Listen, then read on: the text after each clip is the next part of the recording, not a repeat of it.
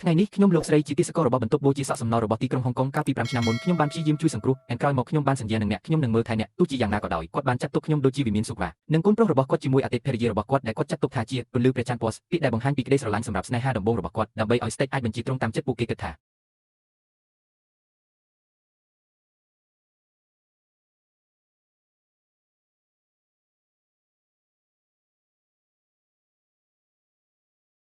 ការសន្យា5ឆ្នាំរបស់អ្នកស្រីជានៅសល់តែ3ថ្ងៃទៀតប៉ុណ្ណោះមិនយូរប៉ុន្មានទេអ្នកនឹងលែងត្រូវការលាក់បាំងអត្តសញ្ញាណរបស់អ្នកទៀតហើយត្រឡប់ទៅរកជីវិតធម្មតាវិញនៅក្នុងទីក្រុងកំពង់ផែព្រះអង្គម្ចាស់ចិនឥឡូវនេះពន្លឺព្រះច័ន្ទពណ៌ស្ដេចអ្នកប្រាថ្នាជាយូរមកហើយរដូវកាលមុនវែងឈីងក៏ត្រឡប់មកវិញដែរសម្រាប់ពេលនេះមានតែប៉ុណ្ណឹង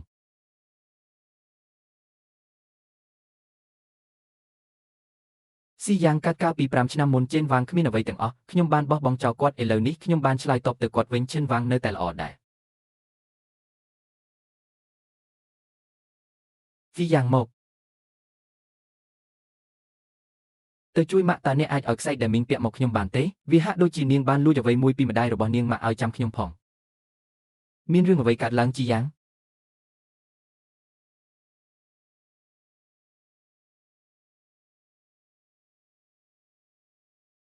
ងមានអ្វីខុសមីងយាយលួចខ្សែរបស់ម៉ាក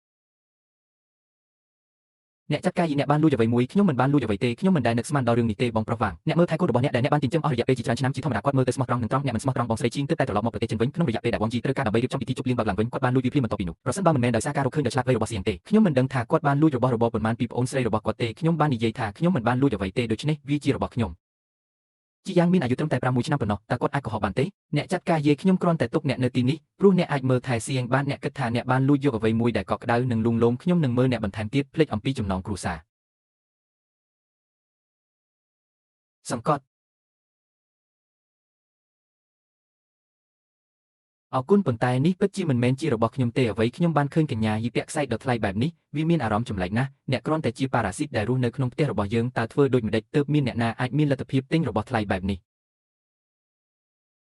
ខ្ញុំសង្ស័យថាអ្នកបានលួចវាម៉ាក់មិនទាន់បាននិយាយបែបនោះឥឡូវនេះទេខ្ញុំបាននិយាយថារបស់ទាំងនោះជារបស់ខ្ញុំខ្សែនេះមានស្ទីលឆ្លាក់នៅខាងក្រោយវាជាវត្ថុអនុស្សាវរីយ៍ពីម្ដាយរបស់ខ្ញុំមធ្យមមិនដែលសើមទេអូយមានពាក្យពេចន៍នៅលើវាជារបស់អ្នកហើយខ្ញុំនឹងប្រគល់វាទៅអ្នកវិញតើនេះជាអាកប្បកិរិយាបែបណាកញ្ញាយាយនេះមិនមែនជាមរតកពីទីសក្ការៈបូជាដូនតារបស់មហាសេដ្ឋីហុងកុងទេគ្រាន់តែបន្តិចបន្តួចគឺគ្រប់គ្រាន់ហើយហេតុអ្វីបានជាអ្នកស្រីដាក់អវងរបស់ខ្ញុំបើខ្ញុំនិយាយខ្ញុំជាហ្គេងឆេងជេដែលអ្នកបានលើកឡើងតើអ្នកដែលទទួលបន្ទុកគ្រួសារជានរណាអាវ៉ាងតើអ្នកបានបំផ្លាញមេដោះរបស់អ្នកហើយឬនៅហេតុអ្វីបានជាអ្នកសុបិនពេលយប់ជ្រៅម្លេះនោះគឺវាគ្រាន់តែថាម៉ាក់ខ្ញុំនិងខ្ញុំបានប៉ះគ្នាតើអ្នកហ៊ាននិយាយអួតអាងបែបនេះដោយរបៀបណាចំពោះខ្ញុំខ្សែនេះក៏คล้ายៗដែរហេតើអ្នកដឹងអ្វីខ្លះគាត់បានបម្រើវងជីនិងកូនប្រុសរបស់គាត់អស់រយៈពេល5ឆ្នាំឥឡូវនេះបងស្រីរបស់ខ្ញុំបានត្រឡប់មកវិញហើយវាពិតជាអស្ចារ្យណាស់បើអ្នកមិនបង្កើនតម្លៃខ្លួនឯងទេគាត់លែងអាចនៅក្បែរវងជីទៀតហើយខ្ញុំមិនដឹងទម្ងន់របស់អ្នកទេបើអ្នកចង់នៅជាគ្រួសារជេនកុំនិយាយវាខ្លាំងអីសម្រាប់ថ្ងៃនេះមានតែប៉ុណ្្នឹងទេដរាបណាអ្នកមិនធ្វើកំហុសតែម្ដងទៀតខ្ញុំនឹងមិនបណ្ដេញអ្នកចេញពីផ្ទះទេយ៉ាងណាមិញអ្នកពិតជាល្អឥតខ្ចោះសម្រាប់មើលថែកូនប្រុសរបស់ខ្ញុំស្ងាត់ឥឡូវនាងត្រឡប់មកវិញហើយនេះជាពេលវេលាដែលត្រូវការកម្លាំងពលកម្មត្រូវការនរណាម្នាក់ដើម្បីមើលថែអ្នកដូច្នេះនៅទីបញ្ចប់ខ្ញុំគ្រាន់តែជាឧបករណ៍មួយប៉ុណ្ណោះអូខេវាមិនសំខាន់ទៀតទេដោយវិធីនេះអ្នកគួរតែផ្លាស់ទៅអគារដែលនៅជាប់នឹងហាងលក់មេដោះនៅពេលអនាគតឲ្យខ្ញុំទៅសាច់ញាតិនិងមិត្តភ័ក្តិរបស់ខ្ញុំសូមសម្អាតគាត់តើគាត់មិនមានដៃទេអ្នកមិនសប្បាយចិត្តទេ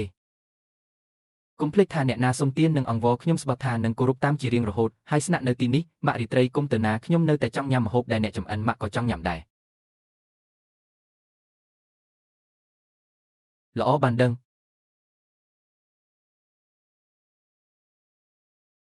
ងប៉ុន្តែគ្មានអ្វីស្ថិតស្ថេរជារៀងរហូតទេនិងគ្មានអនាគតទេនៅសល់តែ3ថ្ងៃទៀតប៉ុណ្ណោះចូលស្ងៀមរយៈពេល3ថ្ងៃអ្នកត្រូវពន្យល់ឲ្យច្បាស់យីខេងលេគាត់នៅថ្ងៃនេះហេតុអ្វីបានជារឿងនេះចម្លែកម្លេះវាហាក់ដូចជាមានអ្វីមួយខុសប្រក្រតីនៅក្នុងផ្ទះនេះចុះម៉ាក់នាំកូនទៅលេងវិញនេះគឺជាការបំផន់របស់ខ្ញុំលើកក្រោយលាហើយក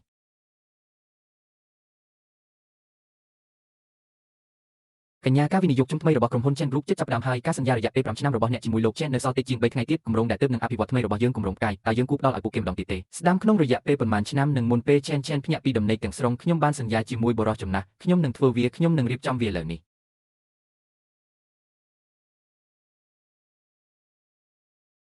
សង្សារខ្ញុំឈ្មោះសុងជីនៀនគាត់ជាអ្នកវិទ្យាសាស្ត្រកាលពី5ឆ្នាំមុនគាត់បាននាំក្មួយប្រុសរបស់គាត់ឈ្មោះសុងឈេងជិនការអភិវឌ្ឍអ្នកបច្ចេកទេសប្រយុទ្ធថ្មី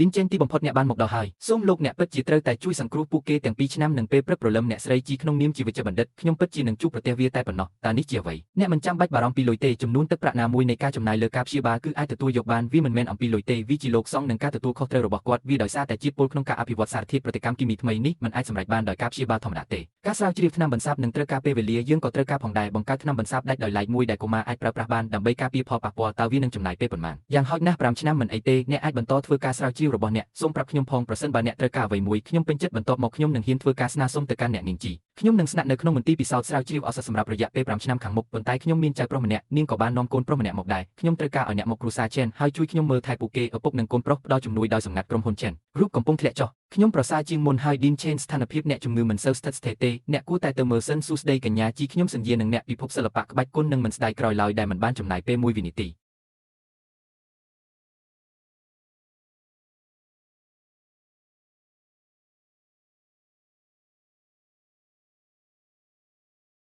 តើលោកវ៉ាងកំពុងសម្លឹងមើលអ្វីមុខអ្នកមើលទៅអាក្រក់ណាស់គម្រោងថ្មីមួយសូមមើលដោយខ្លួនឯងវាជាគម្រោងផ្កាយ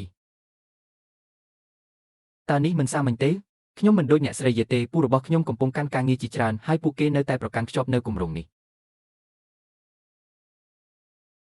សួស្ដីពូមានរឿងអ្វីសៀវឈៀងតើអ្នកទើបតែដោះស្រាយករណីមួយដែរវាគឺជាការស្រាវជ្រាវនិងអភិវឌ្ឍបច្ចេកវិទ្យាខ្ពស់គម្រោងថ្មីមួយដែលមានឈ្មោះថា Project Store មនុស្សដែលខ្ញុំចូលចិត្តគ្រាន់តែប្រយ័ត្នខ្លួនប៉ុណ្ណោះវាជារឿងល្អដែលមាននរណាម្នាក់ដែលអ្នកចូលចិត្តប៉ុន្តែកុំជ្រៀតជ្រែកជាមួយគម្រោងនេះវាត្រូវបានសម្រេចផ្ទៃក្នុងរួចហើយសំណួរនេះមួយត្រូវបានឆ្លើយអ្នកមិនចង់ឲ្យពូរបស់អ្នកបាត់បង់ការងារនៅពេលដែលគាត់ត្រូវចងចាំរឿងទេមែនទេមិនអីទេអរគុណហើយពូ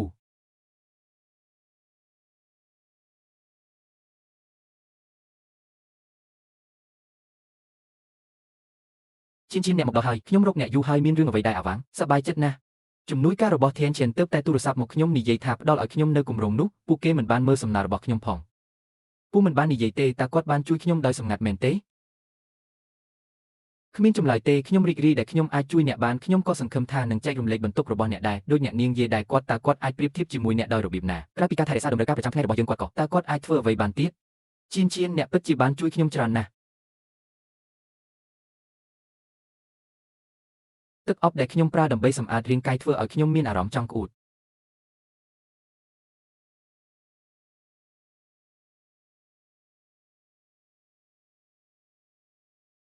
អ្នកនាងយាយហេតុអ្វីបានជាអ្នកមិនទាន់គេងវាល្អដែលអ្នកមិនបានគេងទៅផ្ទះសាច់ញាតិហើយចំអិនស្ករគ្រាប់មួយចានដែលធ្វើឲ្យពួកគេស្ងប់ចិត្តនិងមួយគេងល្អអាវ៉ាងនៅតែមានខ្ញុំតែម្នាក់គត់នៅក្នុងចិត្តរបស់គាត់បន្ទាប់មកខ្ញុំនឹងទៅជួយអ្នកនាងយាយ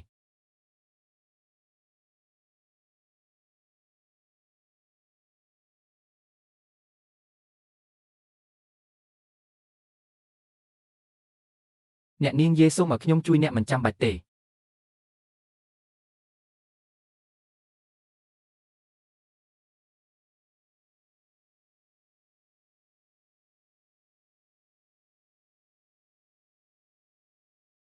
ភ្លើងរបស់កញ្ញាយាយនេះជារបៀបដែលអ្នកបើកបរមែនទេត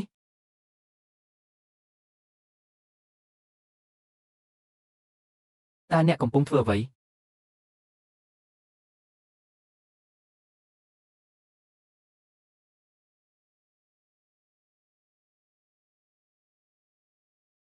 តើមានអ្វីកើតឡើងចំពោះ Take ដៃខ្ញុំហួងកុំបន្ទោសអ្នកស្រីយាយអីគាត់បានបោះបង់ចោលអ្នកទាំងអស់គ្នានៅពេលនោះវាជាកំហុសរបស់ខ្ញុំគាត់បានមើលថែអ្នកជំនួសខ្ញុំរយៈពេល5ឆ្នាំវាជារឿងធម្មតាទេដែលពេលខ្លះអ្នកខឹងប៉ុន្តែខ្ញុំមិនដែលរំពឹងថាគាត់នឹងដុតខ្ញុំទេសុំទោសតើអ្នកបាននិយាយអ្វីឲ្យខ្ញុំសុំទោសភ្លេចវាចោលទៅខ្ញុំមិនអាចទេតើអ្នកមិនឃើញថាគាត់ជាអ្នកមនុស្សខ្ញុំប្រាប់ឲ្យអ្នកសុំទោសទេស្រីអាក្រក់ឲ្យម្ដាយរបស់អ្នកកំពុងព្យាយាមជួយអ្នកហេតុអ្វីបានជាអ្នកធ្វើបាបគាត់មានរឿងអ្វីកើតឡើងចំពោះម៉ាក់យប់មិនអីទេឆាប់ទៅហៅឪពុកឯងទៅម្ដាយពេលយប់មិនអាចឈឺចាប់បានទេជីស៊ូយុនឥឡូវនេះអ្នកមិនមែនខ្ចីអំណាចអភិបាលក្រុងទេអ្នកឈ្មោះយីថេងឡៃអ្នកគ្រាន់តែជាអ្នកមើលថែក្មេងនៅក្នុងគ្រួសារ Chen ប៉ុណ្ណោះគាត់នៅទីនេះដើម្បីបំពេញតាមការសន្យារបស់គាត់និងជួយសង្គ្រោះ Chen បន្ទាប់ពីច្រើនឆ្នាំចូលយើងបញ្ចប់ក្នុងរយៈពេល36ម៉ោងយីថេងឡិនខ្ញុំប្រាប់អ្នកគ្រាន់តែអាចធ្វើការងារផ្ទះនិងមើលថែគ្រួសារប៉ុណ្ណោះខ្ញុំនឹងមិនហ៊ានប៉ះសក់មួយសរសៃនៅលើក្បាលរបស់ Tian Chen ម្ដងទៀតឡើយចេញពីទីនេះខ្ញុំនឹងនាំអ្នកទៅព្យាបាលរបួសរបស់អ្នក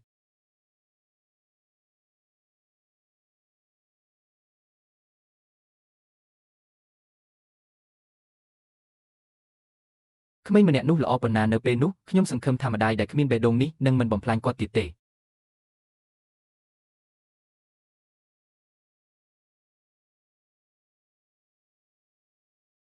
ទោះបីជាខ្ញុំបោះបង់ចោលពួកគេក៏ដោយពួកគេនឹងចូលចិត្តខ្ញុំតែម្ដងគត់ខ្ញុំនឹងចាក់ចេញពីទីនេះឆាប់នេះវិលត្រឡប់ទៅរកជីវិតដើមដ៏រីករាយនិងរីករាយរបស់ខ្ញុំវិញចំពោះអ្នកនិងគ្រួសារ Chen នេះ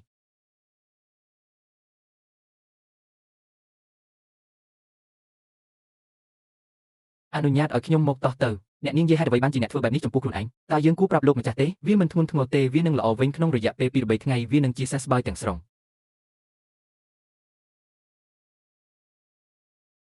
ខ្ញុំកំពុងធ្វើដំណើរអាជីវកម្មហើយក៏ត្រូវថែរក្សាសៀងនិងសាច់ញាតិឲ្យបានល្អផងដែរខ្ញុំមិនចង់ឲ្យរឿងម្សិលមិញកើតឡើងម្ដងទៀតទេបើអ្នកមិនគោរពខ្ញុំទេទុកឲ្យជ្រូកនោះកាប់អ្នកចោះ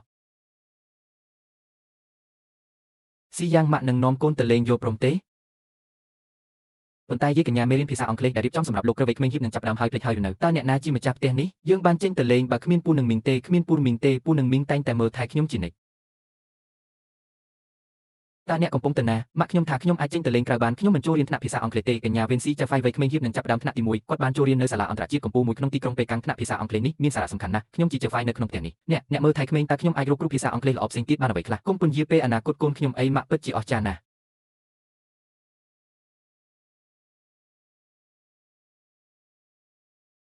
កញ្ញាយេទុកឲ្យគាត់ទៅខ្ញុំបានធ្វើអ្វីដែលខ្ញុំគួរធ្វើរួចហើយអធិរាជអ្នកទៅជាមួយខ្ញុំថែរក្សាពួកគេឲ្យបានល្អ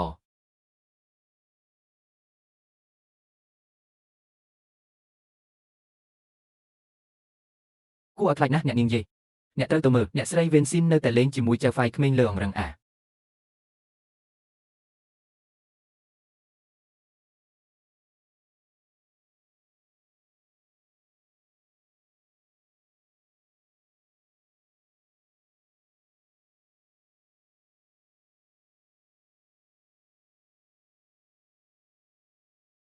អ្នកចាត់ការយាយខ្ញុំមិនបានប្រាប់អ្នករឿងនេះទេកាលខ្ញុំនៅក្មេងកុំឲ្យហេតុការណ៍ម្សិលមិញកើតឡើងម្ដងទៀតអ្នកបានយកពាក្យរបស់ខ្ញុំជាដំណឹងល្អអាវ៉ាងសូមកុំបន្ទោសអ្នកនាងយាយប្រហែលជាច្រណែននឹងទំនាក់ទំនងរបស់ខ្ញុំជាមួយស៊ីយ៉ាងហាវបានរុញគាត់ចេញពីនងដោយចេតនាតើអ្នកពិតជាជឿគាត់មែនទេពេលគាត់និយាយថាខ្ញុំជាអ្នកជំរុញវា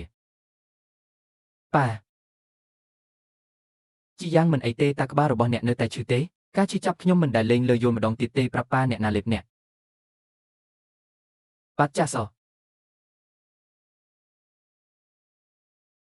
មិនអីទេជីយ៉ាងនិយាយដោយក្លាហានវាជាកំហុសរបស់ខ្ញុំបើខ្ញុំមិនត្រឡប់មកវិញទេស៊ីយ៉ាងនឹងមិនរងគ្រោះថ្នាក់ទេខ្ញុំនឹងចាក់ចេញបើខ្ញុំនិយាយថាវាជាម្ដាយរបស់ខ្ញុំនោះមានន័យថាមិនចង់បានសៀងទេស៊ីយ៉ាងលែងមានម្ដាយបង្កើតទៀតហើយបាត់ចាស់សោះគាត់បានជួយខ្ញុំឲ្យបំបត្តិភាពត្រជាក់នៃរដូវស្លឹកឈើជ្រុះ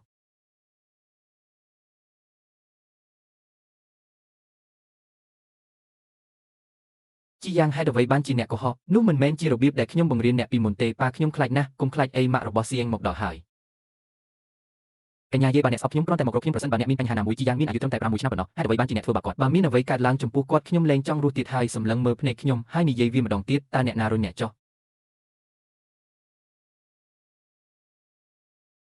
តើគាត់ជាម្ដាយបង្កើតរបស់គាត់មែនទេតើគាត់នឹងធ្វើបាបកូនប្រុសរបស់គាត់ទេភាពស្ងៀមស្ងាត់ខ្ញុំបានមើលគាត់ធំឡើងអស់រយៈពេល5ឆ្នាំកន្លងមកតើខ្ញុំពិតជានឹងធ្វើបាបអ្នកមែនទេតើអ្នកពន្យល់យ៉ាងដូចម្ដេចចំពោះការដំឡើងហ្គេមឡើងវិញថ្មីនេះបើខ្ញុំពន្យល់អ្នកនឹងធ្វើឲ្យចិត្តអ្នកទន់ភ្លន់នោះក៏ព្រោះតែអ្នកមិនអាចពន្យល់ពីព្រះនៃទ្រព្យសម្បត្តិបានចាប់ពីថ្ងៃនេះទៅចូលឲ្យគាត់លុតជង្គង់នៅមាត់ទ្វារផ្ទះរបស់គាត់ខ្ញុំបានញ៉ាំមួយខាំហើយផឹកមួយខាំអ្នកគួរតែផ្ដល់អាហារដល់នរណាម្នាក់លុះត្រាតែពួកគេទទួលស្គាល់កំហុសរបស់ពួកគេតើភាពស្ងៀមស្ងាត់ត្រូវតែបែបនេះមែនទេកុំភ្លេចណាអ្នកជាមនុស្សក្រៅតែម្នាក់គត់នៅក្នុងផ្ទះនេះអ្នកខាងក្រៅយកពួកគេចុះ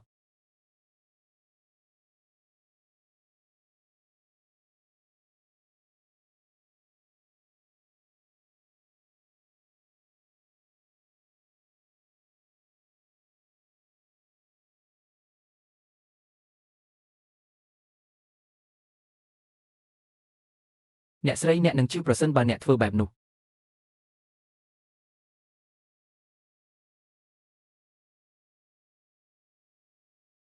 អ្នកកំពុងពាក់ចិញ្ចៀននេះចំពោះពិភពខាងក្រៅខ្ញុំនឹងប្រកាសថាអ្នកគឺជាភរិយារបស់គ្រួសារចេនដើម្បីកុំឲ្យអ្នកដទៃនិយាយដើមអ្នក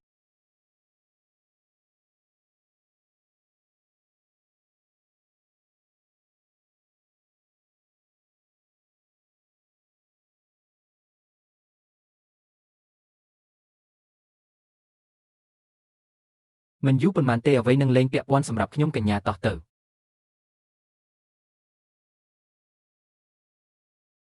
ម៉ាក់ខ្ញុំបានប្រាប់ខ្ញុំរួចហើយអ្នកពិតជាគ្មានទោសពេកមែនទោះជាយ៉ាងណាក៏ដោយសាច់ញាតិមិនបានធ្វើវាដោយចេតនាទេខ្ញុំអត់ទោសឲ្យអ្នកអាចបន្តស្នាក់នៅក្នុងផ្ទះនេះបានហេតុអ្វីបានជាអ្នកសាយកុំបន្ទោសអ្វីទាំងអស់គាត់នៅក្មេងហើយមិនទាន់យល់ច្បាស់នៅឡើយបើអ្នកនៅតែបន្តលើកឡើងពីរឿងនេះកុំគិតចង់ត្រឡប់មកផ្ទះនេះវិញអីកុំបារម្ភអីខ្ញុំអាចដើរដោយខ្លួនឯងបានក្នុងរយៈពេលតែមួយថ្ងៃប៉ុណ្ណោះ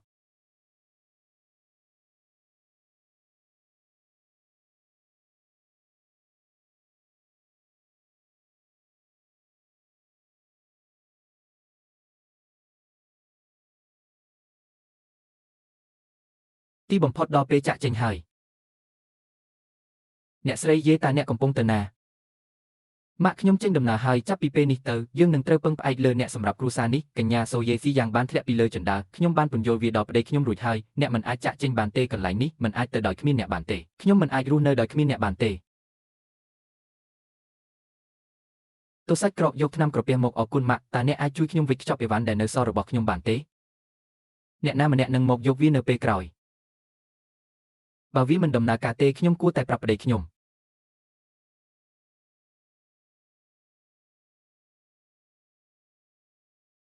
ធូលី5ឆ្នាំ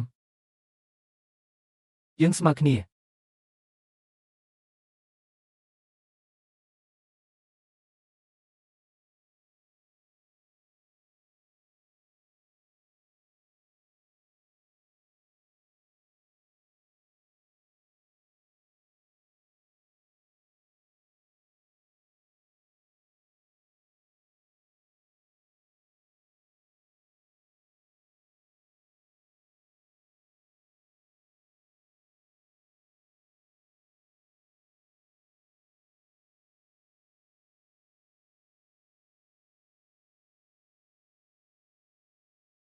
ស្ដាំ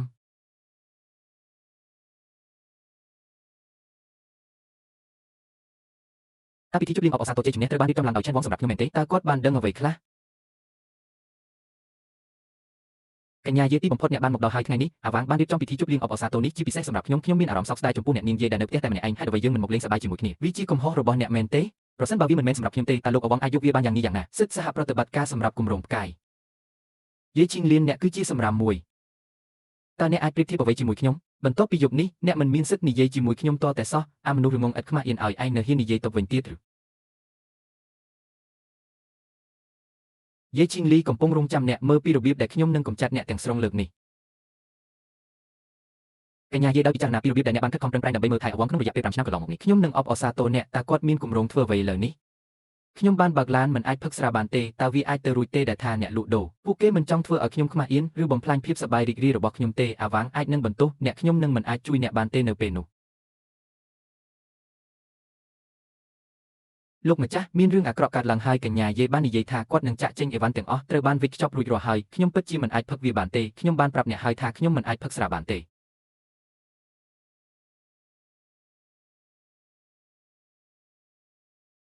មានអ្វីកើតឡើង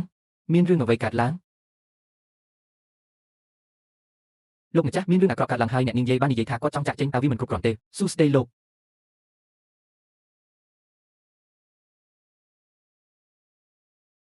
អ្នកនៅទីនេះដើម្បីទៅយកអីវ៉ាន់របស់អ្នកនាងយាយស្ងាត់មែនទេគ្មានអ្វីទេខ្ញុំគ្រាន់តែមានស្នាមរបួសនៅលើដៃរបស់ខ្ញុំនេះគេហៅថាគ្មានអ្វីសោះមែនទេអ៊ីខេងឡៃតើអ្នកដឹងទេថាពិធីជប់លៀងនេះគឺសម្រាប់គ្រួសារខ្ញុំតើអ្នកណាជាអ្នកហ៊ានប្រព្រឹត្តចំពោះគាត់បែបនោះខ្ញុំគ្រាន់តែបារម្ភថាអ្នកនាងយាយកាពេកសូមអញ្ជើញគាត់មកចូលរួមសប្បាយខ្ញុំគ្មានតម្រូវការទេប៉ុន្តែមិននឹកស្មានដល់គាត់ពិតជាអ៊ីខេងឡៃយប់មិញអ្នកបានលុបជង្គង់នៅមាត់ទ្វារផ្ទះរបស់អ្នកពេញមួយថ្ងៃនិងមួយយប់តើខ្ញុំមិនបានបង្រៀនមេរៀនដល់អ្នកទេមិនអាចភ្ញាក់ពីដំណេកបានទេម៉ាក់របស់ Chamber ហាក់ដូចជាកំពុងអញ្ជើញអ្នកតើអ្នកអាចខុសខើដល់ថ្នាក់រុញគាត់ដោយរបៀបណា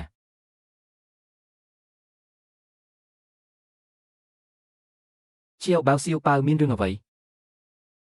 សៀវប៉ាវស្លាប់ហើយអុយបងស្រីខ្ញុំយល់ហើយដំបងឡើយខ្ញុំចង់ឲ្យឆែនវ៉ាងគិតអ៊ីខេងឡៃបានបំពោខ្ញុំមិនដែលរំពឹងរឿងនេះទេវាជាអ្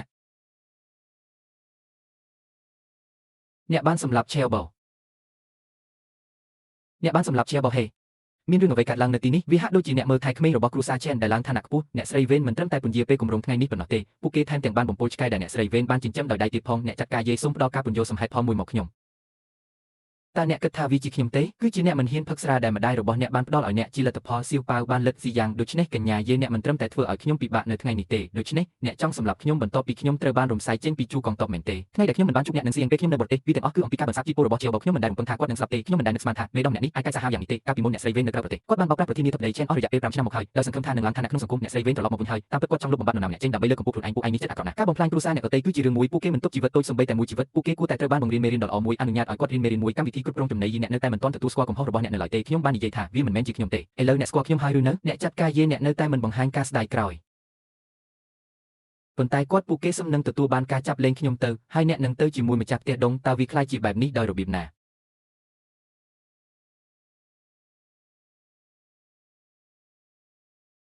៉ាក់ខ្ញុំបានប្រាប់ខ្ញុំរួចហើយថាអ្នកគ្មានទោសទេប៉ុន្តែសាច់ញាតិរបស់អ្នកមិនបានធ្វើវាដោយចិត្តណាទេប្រសិនបើយើងអាចជួយសង្គ្រោះខ្សែពួរនេះបានកុំគិតចង់ត្រឡប់មកផ្ទះនេះវិញអីគំនិតរបស់លោក Chen ពិតជាអស្ចារ្យណាស់អាកាសធាតុត្រជាក់នេះធ្វើឲ្យគែមនៃការស្លាប់ដោយសារគ្រាប់កាំភ្លើងកាន់តែត្រជាក់ខ្លាំងដើម្បីឲ្យគាត់ដឹងថាអារម្មណ៍នៃការត្រូវគេធ្វើជាជនរងគ្រោះយ៉ាងណាឈីនគាត់ជាអ្នកដែលធ្វើបាបអ្នកតើអ្នកកំពុងធ្វើចលនាអ្វីតើអ្នកពិតជាចង់ឲ្យខ្ញុំធ្វើវាដោយខ្លួនឯងមែនទេថៅកែបាននិយាយថាបើអ្នកធ្វើអ្វីខុសអ្នកនឹងត្រូវគេវាយនៅសល់តែ5នាទីទៀតប៉ុណ្ណោះនៅសល់5នាទីទៀតខ្ញុំនឹងអាចជួបជុំជាមួយ Chen វិញក្នុងរយៈពេល2-3ឆ្នាំទៀត Chen វ៉ាងណែលម៉ងវាពិតជាគួរឲ្យអាណិតណាស់ដែល Chen ណែនហងបានចិញ្ចឹមអ្នកអស់រយៈពេលជាច្រើនឆ្នាំមកនេះតើអ្នកបាននិយាយអ្វីជីតាអាខ្វាងគាត់គ្រាន់តែជាអ្នកមើលថែក្មេងប៉ុណ្ណោះតើគាត់អាចស្គាល់ជីតារបស់គាត់ដោយរបៀបណាពួកគេប្រហែលជាបានឆ្លងកាត់របស់អ្នកនៅកន្លែងណាមួយការដឹងឈ្មោះជីតារបស់អ្នកដាក់សម្ពាធលើអ្នកឲ្យអភ័យទោសឲ្យគាត់អ្នកចាត់ការយាយអ្នកនៅតែមិនព្រមប្រែចិត្តសកម្មភាពល្អអាវ៉ាង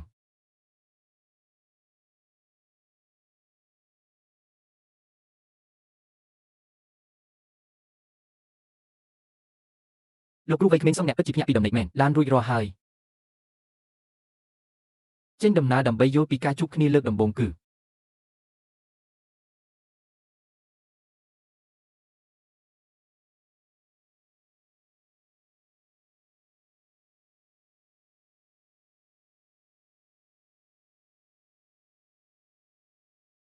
ឺតើអ្នកជានរណាស៊ូយុនចាំខ្ញុំមួយផ្លេតនោះជាកូនដែលអ្នកទើបតែសម្រាលកូនរួចជំងឺពីអ្វីតើអ្នកកំពុងនិយាយអ្វ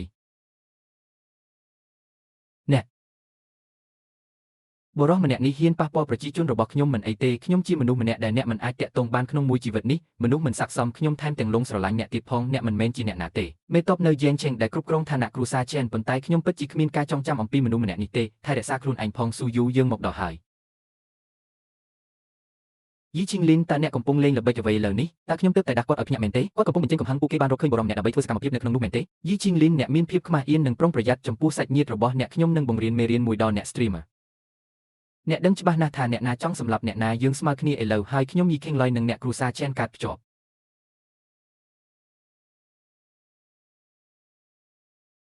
ឆៃខេងឡៃគឺជាមនុស្សរបស់ខ្ញុំអ្នកមិនមានសិទ្ធិយកគាត់ទៅណាទេលោក Chen អ្នកនិងអ្នកស្រីមិនមានសាច់ញាតិផ្ទាល់ទេមិនមានទំនាក់ទំនងអាពាហ៍ពិពាហ៍ទេតើនារីវ័យក្មេងនោះបានទៅណាខ្ញុំមិនមានសិទ្ធិជ្រៀតជ្រែកជាមួយអ្នកទេអ្នកចាត់ការប្រសិនបើអ្នកហ៊ានចាក់ចេញនៅថ្ងៃនេះអ្នកអាចភ្លេចអំពីការចូលតាមទ្វាររបស់ខ្ញុំដោយវិធីនេះនៅមានរបស់របរខ្លះនៅក្នុងផ្ទះដែលខ្ញុំមិនទាន់បានសម្អាតប្រសិនបើអ្នកមិនចូលចិត្តម្នាក់នោះនៅទីបញ្ចប់គ្រាន់តែបោះវាចោលតើយីខេងឡៃមានន័យដូចម្ដេចម៉ាក់ឲ្យខ្ញុំចង់ញ៉ាំម្ហូបដែលម៉ាក់ចម្អិនគុំទៅទីនោះប្រសិនបើអ្នកមិនអាចធ្វើបានគាត់ប្រកាសជាបានធ្វើរឿងនេះដោយចេតនាប្រហែលជាពួកគេបានទៅផ្ទះរួចហើយពួកគេបានរៀបចំអាហារឆ្ងាញ់សម្រាប់យើងពិតមែនទេពិតមែនទេ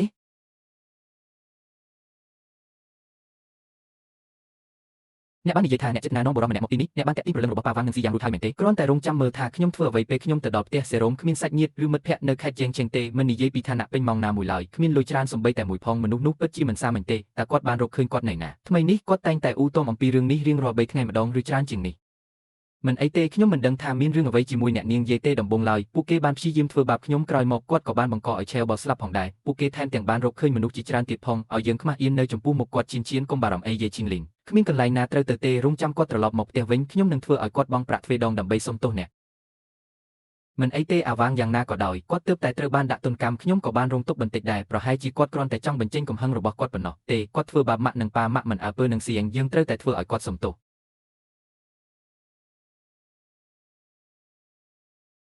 សៀងឲ្យល្អស្រឡាញ់ម៉ាក់ជាងគេចាប់ពីពេលនេះទៅសឿនយ៉ាងនឹងតែងតែឈរក្បែរម៉ាក់ជានិច្ច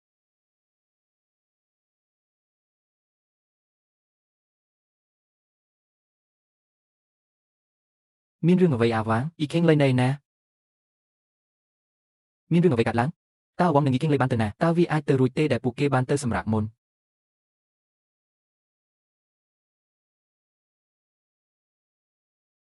តើអ្នកណាជាអ្នកអនុញ្ញាតឲ្យអ្នកទប់ស្កាត់ការលួចដោយបំពានយីឈីងលីនតើមានអ្វីកើតឡើងចំពោះអាវ៉ាងតើមីងយេបង្កបញ្ហាទៀតហើយឬអ៊ីខេងមីមិនបានឃើញខ្ញុំទេតើអាចទៅរួចទេដែលអ៊ីខេងមីបានត្រឡប់មកវិញខ្ញុំបានប្រាប់អ្នកនៅក្នុងភ្នែករបស់ខ្ញុំអ្នកមិនត្រូវបានអនុញ្ញាតឲ្យចេញពីផ្ទះរបស់អ្នកដទៃទេ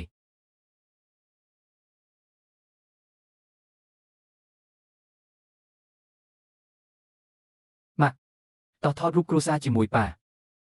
យើងមិនទាន់មានរូបថតគ្រួសារនៅឡើយទេហើយនាងថាមីងយេនាងមិនមែនជាម្ដាយរបស់អ្នកទេប៉ុន្តែខ្ញុំមិនស្គាល់ម្ដាយដែលអ្នកកំពុងនិយាយអំពីទេខ្ញុំចង់នៅជាមួយម៉ាក់ព្រៃ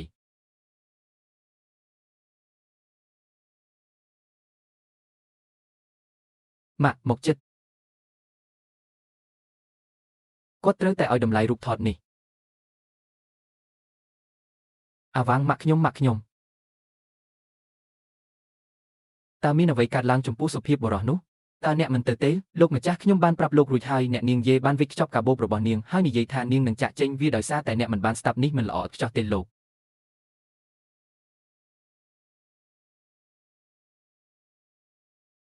សៀងខ្លាយជាមនុស្សមានចរិតល្អមិនគួរឲ្យជឿភ្លាមនៅពេលដែលគាត់ស្ថិតនៅក្នុងដៃរបស់អ្នកកុំបារម្ភអីខ្ញុំពិតជានឹងមើលថែអ្នកនិងកូនប្រុសរបស់អ្នកឲ្យបានល្អកុំឲ្យតម្លៃវាពេលវានៅទីនោះពេលមនុស្សទៅបាត់ហើយអ្នកនៅតែមានអារម្មណ៍សោកសៅ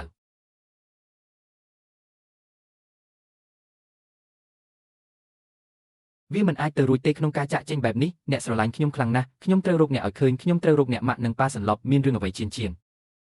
គ្មានអ្វីទេគ្រាន់តែខ្ញុំមិនបានសម្រាប់ល្អប៉ុន្មានទេនាពេលថ្មីនេះថ្ងៃនេះខ្ញុំនឹងសោកសៅពេកហើយខ្ញុំនឹងនាំអ្នកត្រឡប់ទៅសម្រាប់វិញអាហួងតើអ្នកពិតជាលងស្នេហ៍នឹងកញ្ញាយីមែនទេពួកគេលែងចង់បានខ្ញុំទៀតហើយតើខ្ញុំរំខានអ្នកដោយឆ្លងកាត់រឿងនេះទេ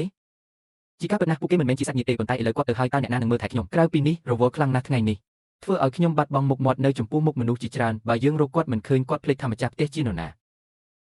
ខ្ញុំនឹងនាំអ្នកទៅសម្រាប់ខ្ញុំនឹងយីខេងនៅតែធ្វើការនៅយឺជាងខ្ញុំមិនបានដឹងថាអ្នកមានគំនិតនេះពីមុនមកទេអ្នកគួរតែបាត់ខ្លួនពីពិភពលោកនេះទៅល្អជាងបើមិនដូច្នោះទេអ្នកនឹងត្រូវរងចាំយកព្រមតោះទៅ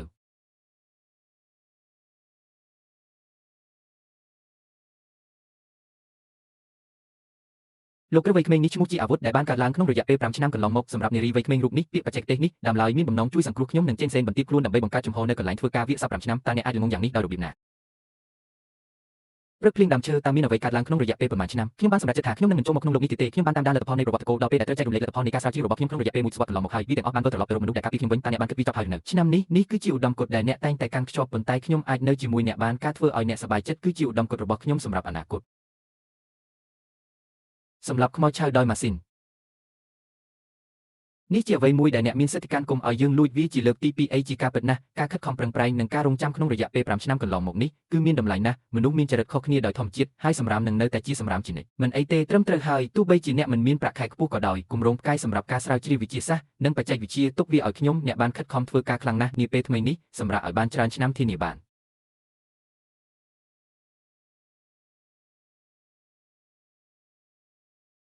ផ្ញើការជូនដំណឹងខ្ញុំចង់គ្រប់គ្រងគ្រួសារសុងអាហារពេលល្ងាចត្រូវបានកំណត់ពេលសម្រាប់សប្តាហ៍ក្រោយមកជាមួយខ្ញុំលោកតាជីងសូមយកព្រមចំពោះពូរបស់លោកផងពូរបស់លោកពិតជាអស្ចារ្យណាស់មិនអីទេខ្ញុំនឹងស្ដាប់ Chen Chen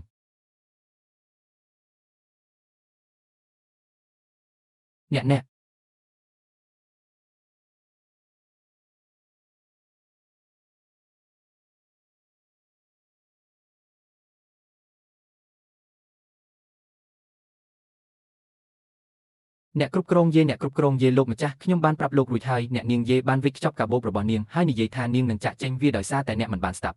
អាចស្លាប់បាន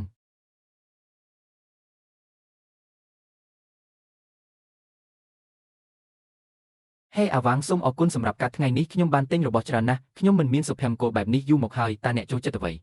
ខ្ញុំនឹងទិញវាឲ្យអ្នកពេលក្រោយអាវ៉ាងមានរឿងអ្វីជឿពុះអូទេតែយើងគួរធ្វើអ្វីទិញថ្នាំឲ្យខ្ញុំផងខ្ញុំនឹងយកថ្នាំមកឲ្យអ្នកភ្លាម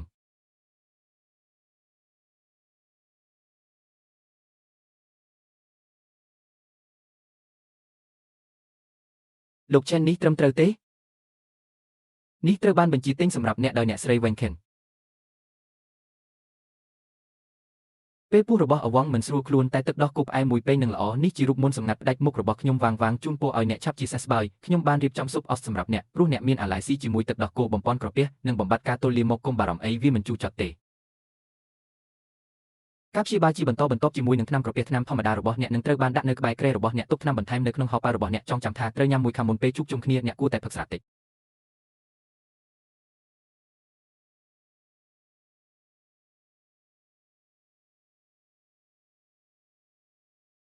អ៊ីឆេលើខ្ញុំកំពុងព្រមានអ្នកត្រឡប់មកទីនេះវិញភ្លាមហើយទទួលបន្ទុកអ្នកចាត់ការទូទៅចេះមានរឿងអ្វីកើតឡើងមានដំណឹងមកពីគ្រូសាស្ត្រចម្រៀងរបស់លោកម្ចាស់វ័យក្មេងអ្នកជំនាញខាងវិទ្យាសាស្ត្រនោះគឺសូមជាញាណបានជាសះស្បើយឡើងវិញហើយដើម្បីគ្រប់គ្រងគ្រូសាស្ត្រអាហារពេលល្ងាចនឹងធ្វើឡើងនៅសប្តាហ៍ក្រោយគម្រោងដែលយើងបានតាមដានបញ្ហានេះត្រូវបានប្រគល់ជូនទៅលោកសង្ឃអ្នកចាត់ការទូទៅជាបណ្ដោះអាសន្នដើម្បីដោះស្រាយអស្ចារ្យណាស់ខ្ញុំអាចធ្វើការជាមួយទាំងលោកប្រធានាធិបតីជីនិងលោកប្រធានាធិបតីអ្នកគួរតែរៀបចំខ្លួនឯងបាទចាស់សោះហើយតើលោកអាចរកឃើញថាយីធីងលៃនៅឯណាបានដែរឬទេបាទចាស់សោះ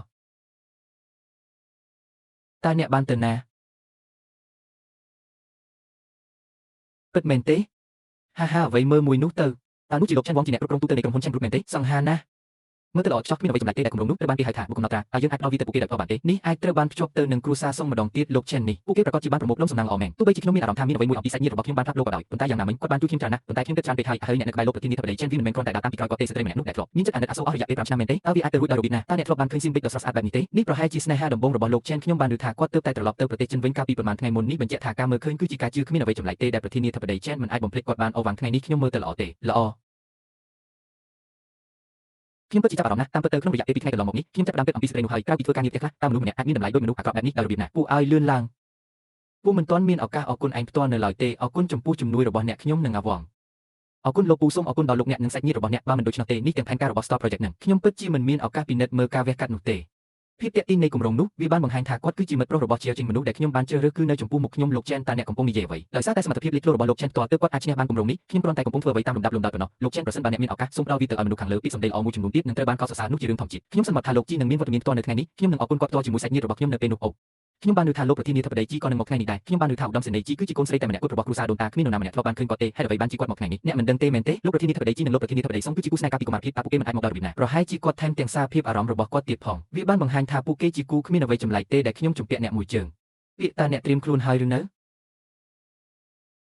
តោះទៅអូវាហាក់ដូចជាលោកប្រធានាធិបតីសុងក៏នៅទីនេះថ្ងៃនេះដែរនេះជាលើកដំបូងហើយដែលនាងបានបង្ហាញខ្លួននៅចំពោះមុខមនុស្សគ្រប់គ្នាមែនហើយគាត់ធ្លាប់ចំណាយពេលទាំងអស់របស់គាត់នៅក្នុងមន្ទីរពិសោធន៍មានមនុស្សទៀតណាស់ដែលបានឃើញរូបរាងរបស់គាត់អាវ៉ាន់ខ្ញុំនៅតែទន្ទឹងរង់ចាំវាយ៉ាងខ្លាំងនៅទីនេះវាហាក់ដូចជាប្រធានាធិបតីសុងនេះជាកូនប្រុសច្បងនៃក្រុមចម្រៀងសុងជីងយ៉ានទេពកសរកខ្មៅគាត់នៅក្មេងហើយសង្ហាណាស់ថ្ងៃនេះពិតជាអស្ចារ្យណាស់សម្រាប់ភ្នែកវាជាការអាណិតដែលគាត់បានយករួចហើយតើវាអាចជាគាត់ដោយរបៀបណាវាមិនអាចទៅរួចទេសម្រាប់អវងក្នុងការក្លាយជាមនុស្សម្នាក់ដែលគ្រាន់តែនៅទីនោះដោយចៃដន្យមនុស្សនោះមើលទៅមិនដូចជាអ្នកដែលកំពុងជាសះស្បើយពីជំងឺធ្ងន់ធ្ងរតតែសោះសូមស្វាគមន៍អ្នកទាំងអស់គ្នាមកកាន់ពិធីស្នងតំណែងរបស់ក្រុមចម្រៀងសុងសន្និសេកសារព័ត៌មានថ្ងៃនេះខ្ញុំអាចចូលនៅទីនេះហើយគ្រប់គ្រងគ្រួសារសុងទាំងមូលបានខ្ញុំចង់អរគុណជាពិសេសដល់មនុស្សម្នាក់បើគ្មានគាត់ទេខ្ញុំបានទទួលមរណភាពកាលពី5ឆ្នាំមុនអ្នកប្រហែលជាកំពុងនិយាយអំពីអ្នកស្រីជីខ្ញុំពិតជាទន្ទឹងរង់ចាំមើលថាតើគាត់ស្រឡាញ់អវងប៉ុណ្ណាខ្ញុំក៏ចង់ដឹងចង់ឃើញខ្លាំងណាស់ដែរថាអ្នកស្រីជីមើលទៅដូចអ្វីវានឹងកាន់តែល្អប្រសើរប្រសិនបើយើងអាចខ្លាយជាបងប្អូនស្រីបានខ្ញុំជឿថាអ្នកទាំងអស់គ្នាបានទីរួចហើយបន្ទាប់សូមស្វាគមន៍ជាទីស្រឡាញ់របស់ខ្ញុំ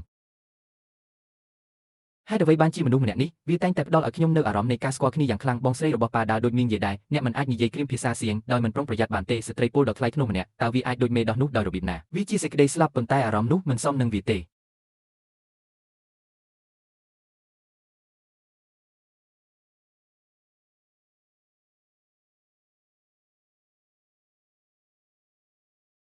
េអាវ៉ាងមានរឿងអ្វីតើអ្នកសុខសប្បាយជាទេ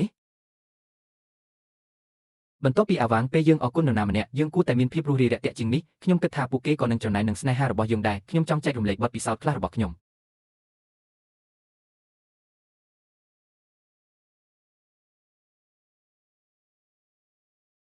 សូមអរគុណជាលោកសងនិយាយច្រើនណាស់ហេតុអ្វីយើងមិនអនុញ្ញាតឲ្យតែមួយតោះមកទស្សនាសម្រស់របស់កញ្ញាជីទាំងអស់គ្នាត្រឹមត្រូវហើ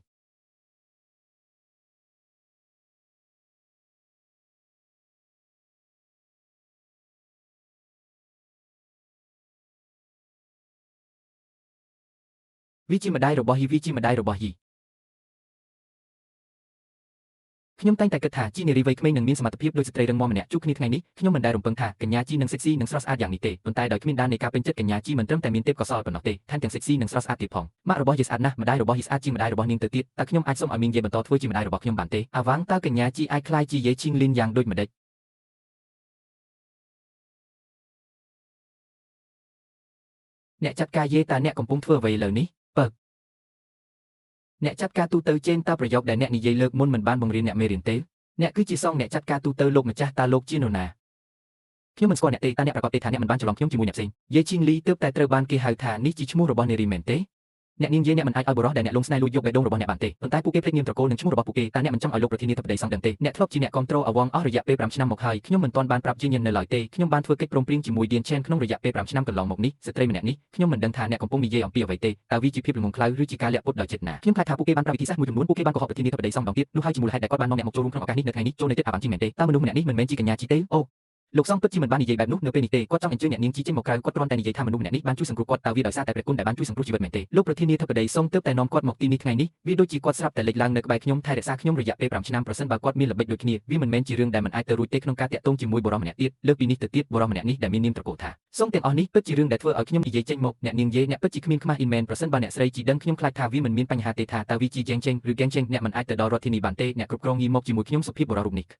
ះខ្ញុំនឹងនិយាយវាម្ដងទៀតខ្ញុំមិនមែនជាយីខេងឡៃដែលអ្នកកំពុងនិយាយអំពីនោះទេខ្ញុំឈ្មោះជីស៊ូយូកញ្ញាធាននៃគ្រួសារជីអ្នកពិតជាមានចិត្តអត់ធ្មត់មែនវាហាក់ដូចជាអ្នកពិតជាមិនស្រក់ទឹកភ្នែកទេរហូតដល់អ្នកបានឃើញឈូសបើដូច្នោះកុំបន្ទោសខ្ញុំថាមិនសមរម្យអីពូអ្នកជានាយកប្រតិបត្តិជាន់ខ្ពស់នៅ Yesha Group ក៏ជាសមាជិកចាស់ភាសាអស់រយៈពេលជាច្រើនឆ្នាំតើនេះជា G50 នៅចំពោះមុខខ្ញុំមែនទេអ្នកគួរតែអាចប្រាប់បានមួយផ្លេតនោះគឺ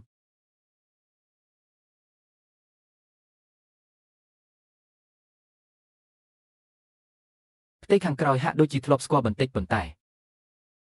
ែខ្ញុំគិតថាអ្នកជាអ្នកកុហកប្រសិនបើអ្នកពិតជាកញ្ញាជីហេតុអ្វីបានជាពួកខ្ញុំមិនបាននិយាយអ្វីយូរម្ល៉េះតើបុគ្គលិកណាដែលបានឃើញនាយកប្រតិបត្តិរបស់ពួកគេវាមិនអាចស្គាល់បានភ្លាមទេអ្នកសង្ស័យថាខ្ញុំខ្លាំងមែនទេតើអ្នកកំពុងនិយាយថាប្រធានាធិបតីសង្ឃល្ងងមែនទេកាលពី5ឆ្នាំមុនអ្នកចាត់ការទូទៅសង្ឃត្រូវបានបំពុលខណៈពេលកំពុងស្រាវជ្រាវអំពីឆ្នាំមួយបានចូលសម្រាប់ព្យាបាលនៅមន្ទីរពេទ្យមនុស្សគ្រប់គ្នាដឹងអំពីរឿងនេះប្រសិនបើរបួសមិនទាន់ជាសះស្បើយដោយសារតែការរំញោចអ្នកស្ត្រីបានឆ្លៀតឱកាសពីស្ថានភាពនេះវាមិនមែនជារឿងមិនអាចទៅរួចនោះទេអ្នកចង់មានន័យថាខ្ញុំបានទទួលការព្យាបាលនៅមន្ទីរពេទ្យមែនទេឥឡូវនេះខ្ញុំបានជាសះស្បើយហើយបានចេញពីមន្ទីរពេទ្យហើយអ្នកនៅតែនិយាយថាគាត់ស្លាប់ដោយសារជំងឺលោកសង្ឃនោះមិនមែនជាអ្វីដែលខ្ញុំចង់មានន័យទេខ្ញុំខ្លាចថាមនុស្សដែលមានចិត្តងារអាក្រក់មួយចំនួននឹងឆ្លៀតឱកាសពីរឿងនេះឈ្មោះរបស់គាត់ច្បាស់ណាស់ថាយីខេងលេននាងទូថានាងគឺជាកញ្ញាជីចុះបើខ្ញុំលួចអន្ទានរបស់អ្នកស្រីជីនេះអាក្រក់ណាស់វាបានបង្ហាញថាមនុស្សម្នាក់នេះហើយដែលបានទៅជួយយីខេងមានការយល់ច្រឡំជាច្រើនទាក់ទងនឹងសកម្មភាពពីមុនរបស់លោកស៊ុនប៉ុន្តែគាត់ពិតជារបស់ខ្ញុំមែនទុកឲ្យខ្ញុំយកគាត់ទៅគម្រោងនេះគឺជាប្រជាជនរបស់អ្នកជើតែជូមិនបានពន្យល់អ្នកឲ្យច្បាស់លាស់ទេកាលពីលើកមុនតើអ្នកមានសម្បត្តិអាពាហ៍ពិពាហ៍ឬសៀវភៅចុះបញ្ជីគ្រួសារទេអ្នកអាចបញ្ជាក់ថាគាត់ជាមនុស្សរបស់អ្នកផែនការដែលអ្នកចាត់ការទូទៅឆេនបានលើកឡើងគឺ Project Star ខ្ញុំសូមប្រកាសអំពីគម្រោងផ្កាយនេះចាប់ពីពេលនោះមកគាត់លែងមានទំនាក់ទំនងជាមួយគ្រួសារឆេនទៀតហើយដៃគូថ្មីការដេញថ្លៃឡើងវិញនឹងត្រូវបានកំណត់ពេលសម្រាប់ថ្ងៃក្រោយដៃគូថ្មីការដេញថ្លៃឡើងវិញនឹងត្រូវបានកំណត់ពេលសម្រាប់ថ្ងៃក្រោយអ្នកត្រូវខិតខំធ្វើការដើម្បីលាក់បាំងរឿងនេះ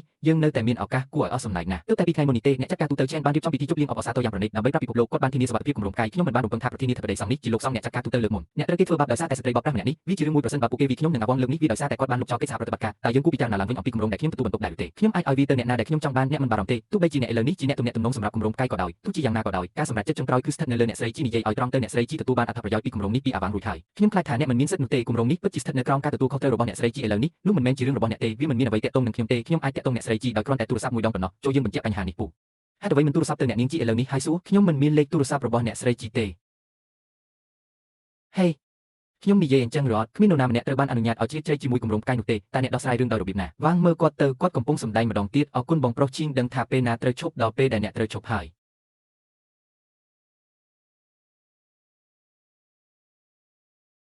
ពូឲ្យឆ្លើយឲ្យលឿនអ្នកនាងឆៃប្រកាសជាបានបញ្ជូននរណាម្នាក់មកផ្ញើសារហើយសួស្ដីខ្ញុំឈ្មោះវេនឆេងអ្វីខ្ញុំត្រូវបានបណ្ដេញចេញទេមិនមែនរឿងនេះទេសូមប្រយ័ត្នចំពោះអ្វីដែលអ្នកបានធ្វើសាកល្បងរឿងនេះហើយមើលថាមានអ្វីកើតឡើងតើខ្ញុំមិនបានប្រាប់លោកប្រធានាធិបតីសង្ឃកាលពីលើកមុនទេអ្នកគឺជាអ្នកដែលបានតាក់ទងអ្នកស្រីជីកញ្ញាជីគ្រាន់តែសុខចិត្តដល់ខែប៉ុណ្ណោះតើវាត្រូវបានព្រមទុកថានឹងត្រូវបានដល់រង្វាន់ដល់អវងដែរទេតើខ្ញុំនិយាយថាខ្ញុំបានទំនាក់ទំនងជាមួយពួកគេនៅពេលណាតើគម្រោងនេះនឹងត្រូវដល់រង្វាន់ដល់អ្នកណាខ្ញុំមិនបានជាប់ពាក់ព័ន្ធតតែសោះអ្នកពិតជាបានបំផ្លាញជីវិតខ្ញុំមែនក្រុមបុគ្គលិកចាស់ភាសាជាពិសេសអ្នកដែលបានរួមចំណែកយ៉ាងសំខាន់មានវិធីសាស្ត្រដោះស្រាយដ៏ធូររលុងសម្រាប់បុគ្គលិកប្រសិនបើខ្ញុំចាំបានត្រឹមត្រូវវេនឆេងគួរតែត្រូវបានបន្តបង្កើតឡើងខ្ញុំបានតាមដានពួកគេមួយរយៈហើយនេះគឺជាច្បាប់ទន្ទេញចាំផ្ទៃក្នុងរបស់ក្រុមតើគាត់អាចដឹងដោយរបៀបណាហើយគាត់ក៏ដឹងដែរថាខ្ញុំមិនមែនជាអ្នកទេអ្នកពិតជាមែន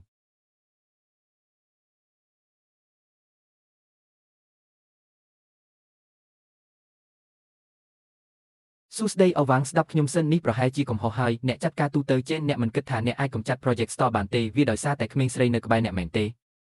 េខ្ញុំបាននិយាយថាខ្ញុំមិនបាននិយាយវាទេគ្មាននរណាម្នាក់ត្រូវបានអនុញ្ញាតឲ្យជ្រៀតជ្រែកជាមួយគម្រោងផ្កាយនោះទេអ្វី ខ្ញុំត្រូវបានបណ្ដេញចេញពីក្រុមបុគ្គលិកដែលធ្វើការយូរតើវាអាចថាអ្នកពិតជាហើយខ្ញុំមិនបានយល់ច្រឡំនរណាម្នាក់ទេខ្ញុំមិនបានទទួលរងពីជំងឺ stress ក្រោយការប៉ះទង្គិចផ្លូវចិត្តណាមួយឡើយរាល់ពាក្យដែលខ្ញុំកំពុងនិយាយឥឡូវនេះគឺច្បាស់ណាស់ជំរាបសួរដែរតើមានអ្វីកើតឡើងពិតប្រាកដមែនទេលោកខ្ញុំពិតជាមិនស្គាល់អ្នកទេគ្មានអ្វីត្រូវនិយាយទៅកាន់អ្នកទៀតទេជាច្រើនឆ្នាំអ្នកដែលបានមកបានសុំឲ្យអ្នកទាំង3នាក់នេះចាក់ចេញពីក្រុមគុំរំខានដល់ភាពឆាតឆាយរបស់ភ្ញៀវរួមភេទហេតុអ្វីអ្នកមិនប៉ះការចងចាំរបស់ខ្ញុំនំដែលអ្នកធ្វើពិតជាឆ្ងាញ់ណាស់ចាប់ពីពេលនេះទៅខ្ញុំនឹងចម្អិនម្ហូបបន្ថែមទៀតសម្រាប់អ្នកយកព្រមទេឡៃស៊ីនំខេកតូចដែលអ្នកចង់បានម៉ាក់រៀនធ្វើវាឲ្យកូនសាកល្បងវាមានរសជាតិអាក្រក់ណាស់ម៉ាក់ឲ្យកូនលេងចង់ញ៉ាំនំតូចដែលម៉ាក់ធ្វើទៀតហើយប៉ាខ្ញុំចង់រឹងណាស់ម៉ាក់នំខេកនៅក្នុងដៃរបស់គាត់ក៏បានធ្វើវាសម្រាប់ខ្ញុំដែរម៉ាក់ឲ្យខ្ញុំដឹងនៅក្នុងចិត្តរបស់អ្នកថាអ្នកជាអ្នកនិយាយអ្នកគ្រប់គ្រងខ្ញុំដឹងថាជាអ្នកហើយកុំជួបខ្ញុំនិយាយជាមួយខ្ញុំយកទៅឆ្ងាយអ្នកចាត់ការយេសូមអភ័យទោសដល់អ្នករាល់គ្នាទើបតែមានឧបទ្ទហេតុតូចមួយកើតឡើងវាមិនអីទេឥឡូវនេះអ្នកទាំងអស់គ្នាសូមរីករាយលើកមុនខ្ញុំមិនមានឱកាសពន្យល់អ្នកទេខ្ញុំដឹងថាអ្នកប្រកាសជាមានសំណួរជាច្រើនចង់សួរខ្ញុំឥឡូវនេះខ្ញុំនឹងប្រាប់អ្នកគ្រប់យ៉ាងបន្ទាប់ពីរឿងនេះចប់យល់ព្រមចម្ងាយខ្ញុំគ្រាន់តែចង់សួរថាតើអ្នកពិតជានឹងទុកពួកគេចោលបែបនេះមែនទេវាហាក់ដូចជាខ្ញុំគ្មានអ្វីត្រូវខ្លាចនោះទេនៅចំពោះមុខស្ថានភាពប៉ុន្មានឆ្នាំចុងក្រោយនេះដល់ពេលហើយសម្រាប់ឆៃស៊ីវិនត្រឡប់មកវិញអ្នកស្រីចេនដែលជាព្រឹទ្ធបុរសបានវិលត្រឡប់មកគ្រួសារចេនវិ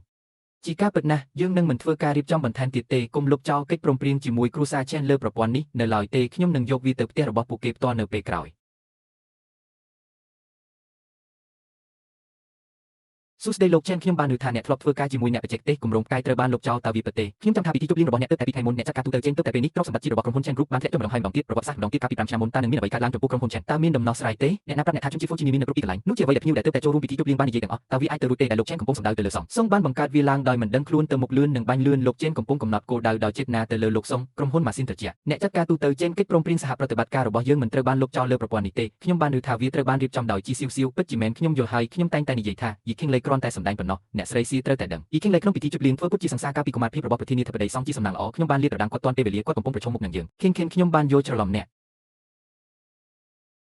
ស្ដាប់អំពីក្រុមហ៊ុន Chen Group របស់យើងវាមិនមែនជាកន្លែងរបស់អ្នកដើម្បីជួយប្រព័ន្ធផ្សព្វផ្សាយដែលគ្មានសិលធម៌ផ្សព្វផ្សាយពីអាចារ្យអារាមព្យាបាទនោះទេរត់ខ្លែងខ្លាយផ្សព្វផ្សាយពីអាចារ្យអារាមចេញទៅក្រៅតើខ្ញុំអាចត្រឡប់ទៅវិញហើយសម្រាប់ដោយរបៀបណានៅទីនេះជីតាឲ្យអ្នកត្រឡប់មកវិញហើយលើកនេះធានឈិនពិតជាបានជួយខ្ញុំច្រើនណាស់ឈៀននេះលោកតាកំពុងហៅលោកតាជីតាឲ្យអ្នកកូនប្រុសដែលមិនគោរពព្រះជាម្ចាស់ឲ្យចូលលុតជង្គង់ចុះជីតាហេតុអ្វីបានជាខ្ញុំលុតជង្គង់ខ្ញុំមិនបានធ្វើខុសទេមែនហើយជីតាបើលោកតាមិនចូលចិត្តខ្ញុំគ្រាន់តែផ្ញើភាពក្លាហានរបស់អ្នកមកខ្ញុំគុំវីខ្ញុំជីតាជាទីស្រឡាញ់ខ្ញុំមករកអ្នកហើយខ្ញុំមករកអ្នកតើខ្ញុំខ្លាចទេជាអ្នកសុខសប្បាយជីទេមិនអីទេស្ដេចដរាបណាលោកតាបញ្ចប់កិច្ចការរបស់គាត់នោះមិនអីទេហឹមអនុញ្ញាតឲ្យអ្នកបន្តសុបិនទៅជីតាគ្រប់គ្រាន់ហើយហ៊ានខៀនបានជួយយើងធានាបាននៅគម្រោងសហការសម្រាប់អនុរណៈនេះបើគ្មានសាច់ញាតិទេយើងបានអត់ឃ្លានអស់រយៈពេលជាយូរមកហើយមិនថាអ្នកខឹងយ៉ាងណាចំពោះអ្វីដែលបានកើតឡើងនៅពេលនោះទេអ្នកក៏មិនគួរវាគាត់ដែលភ្លេចវាទៅអ្នកចង់មានន័យថាគម្រោងនេះត្រូវបានផ្ដល់ហិរញ្ញប្បទានទាំងស្រុងដោយការបង់រំលោះរបស់គាត់ជីតាខ្ញុំដឹងថាអ្នកបន្ទោសខ្ញុំចំពោះការបោះបង់ចោល Land Wong កាលពី5ឆ្នាំមុនប៉ុន្តែតាក់ទងនឹងការពិតដែលថាវាជាគម្រោងសហប្រតិបត្តិការអ្នកពិតជាបានចុចលេខ comment អ្នកមិនទាន់ដឹងនៅឡើយទេការសម្អាត DV ជាពេលដែលអ្នកបាត់ខ្លួនកាលពី5ឆ្នាំមុននាងបាននៅក្បែរអវងក្នុងនាមជាអ្នកមើលថែក្មេងរបស់គាត់ស្ត្រីនោះខ្ញុំមិនដឹងថាហេតុអ្វីទេប៉ុន្តែខ្ញុំបានខ្លាចជាមនុស្សចូលចិត្តលោកប្រធានាធិបតីសងនាងថែមទាំងបានធ្វើពុតជាកញ្ញាជីទៀតផងវាស្ទើរតែធ្វើឲ្យយើងបាត់បង់គម្រោងនេះជាសំណាងល្អខ្ញុំបានបំបែកដាវនោះតើអ្នកជាអ្វីបេគៀនជេជាអចិនជីតាឲ្យអញកំពុងតែចាស់ជ្រាមែនទេឃៀនជិនកំពុងដាក់បណ្ដាសាយឃីងលុយមិនមែនកញ្ញាជីទេឈៀនអ្នកសុខសប្បាយជីទេអ្នកមិនបង្ហាញក្តីស្រឡាញ់ចំពោះជីតាទេពីព្រោះអ្នកចង់បានអ្វីដែលល្អបំផុតសម្រាប់គាត់ដរាបណាវាសម្រាប់ប្រយោជន៍ផ្ទាល់ខ្លួនរបស់អ្នកការជិះចាប់តិចតួចនេះគ្មានអ្វីសោះខ្ញុំប្រាប់អ្នកសុំសួរមានតែអ្នកស្រីជីខ្លួនឯងទេដែលអាចកំណត់លទ្ធផលបានមានតែសងទេដែលអាចអនុវត្តបានប្រសិនបើគាត់សម្រេចចិត្តដកខ្លួនចេញវាមិនអាចទៅរួចទេក្នុងការយកវាមកវិញជីតាអ្នកមិនដឹងថាមានរឿងអ្វីកើតឡើងទេតែអ្នកអាចរៀនពីអ្នកកាសែតគ្មានសិលធម៌ទាំងនោះហើយធ្វើការស្មានទុកជាមុនដោយព្យាបាទដោយរបៀបណាជំនួយការហ្វាងបាននិយាយរួចហើយកិច្ចព្រមព្រៀងសហប្រតិបត្តិការលើប្រព័ន្ធនេះមិនត្រូវបានលុបចោលតតែសោះប្រហែលជាអ្នកស្រីឆៃនឹងមកពីខាងក្មួយប្រុសរបស់គាត់នាពេលអនាគតកូនប្រុសដែលមិនគោរពអ្នកអាវាងអ្នកគិតថា5ឆ្នាំមុនសមត្ថភាពរបស់ក្រុមហ៊ុន Chen Group ក្នុងការរស់ឡើងវិញនិងកសាងខ្លួនទៅកាន់តំណែងបច្ចុប្បន្នរបស់ខ្លួនគឺជាសក្ខីភាពនៃភាពជោគជ័យរបស់ខ្លួនពឹងផ្អែកលើខ្លួនឯងមិនត្រឹមត្រូវទេទោះបីជាជីតាវីខ្ញុំក៏ដោយខ្ញុំមិនបានខុសទ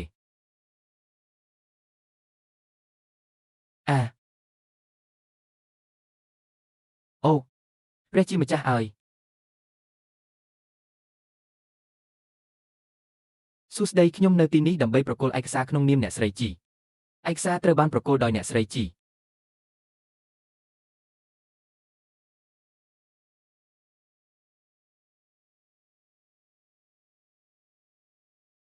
អាវងអ្នកនិយាយត្រូវណាស់វាជាកិច្ចសន្យាក្រដាសមួយដែលប្រគល់ដោយអ្នកនាងជីខ្ញុំបានពិនិត្យវាសម្រាប់អ្នកហើយជីតាព្រោះអ្នកមិនជឿខ្ញុំបន្ទាប់មកសូមបើកឯកសារនេះដោយខ្លួនឯងពិនិត្យមើលថាតើអ្នកបានហៅទូរស័ព្ទទៅសាច់ញាតិខុសឬអត់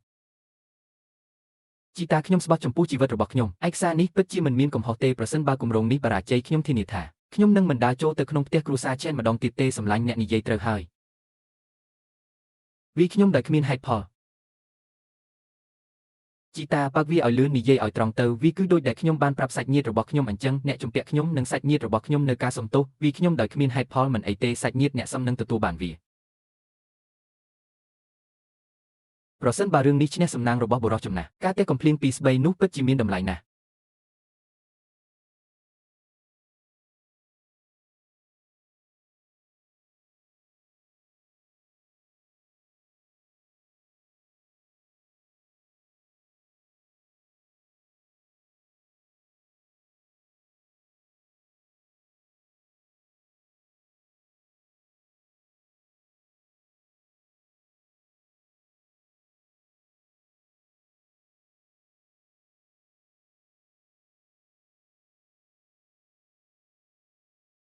តើលោកតាអាវ៉ាងបានធ្វើអ្វីគាត់រួចផុតពីគ្រោះថ្នាក់ជាបណ្ដោះអាសន្នគាត់មិនទាន់ភ្ញាក់ពីដំណេកនៅឡើយទេសម្រាប់ព្យាបាលនៅមន្ទីរពេទ្យដើម្បីសង្កេតមើលនោះនឹងធ្វើឲ្យខ្ញុំភ័យខ្លាចដល់ស្លាប់វាជាកំហុសរបស់ខ្ញុំទាំងអស់មិនមែនរបស់អ្នកទេជីដារឹងរូបពេកការទេកំភ្លៀងទាំងនេះក៏មិនត្រូវបានធ្វើឡើងលឿនដែរយ៉ាងហោចណាស់យើងបានប្រើបុរសចំណាស់ម្នាក់នេះ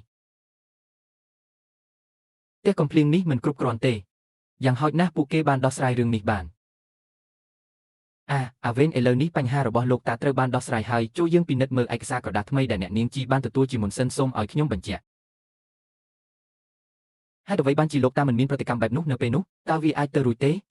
អាវេនតើអ្នកនៅតែស្ទាក់ស្ទើរអ្វីទៀតឬខ្ញុំគួរជួយអ្នកអូនេះជាកំហុសមែនទេនេះមិនអាចទេតើនេះជាកំហុសមែនទេនោះមិនអាចទៅរួចទេតើអ្វីដែលមិនអាចទៅរួចអ្នកនាងជីបានយកវាមកជូនអ្នកដោយផ្ទាល់អ្នកយកវាដោយខ្លួនឯងអ្នកកំពុងប្រាប់ខ្ញុំថាវាមិនអាចទៅរួចទេឥឡូវនេះខ្ញុំមិនចង់បានរឿងនេះទេបើវាមិនមែនជាខ្ញុំទៅមើលថាតើវាជាគំរូបែបណា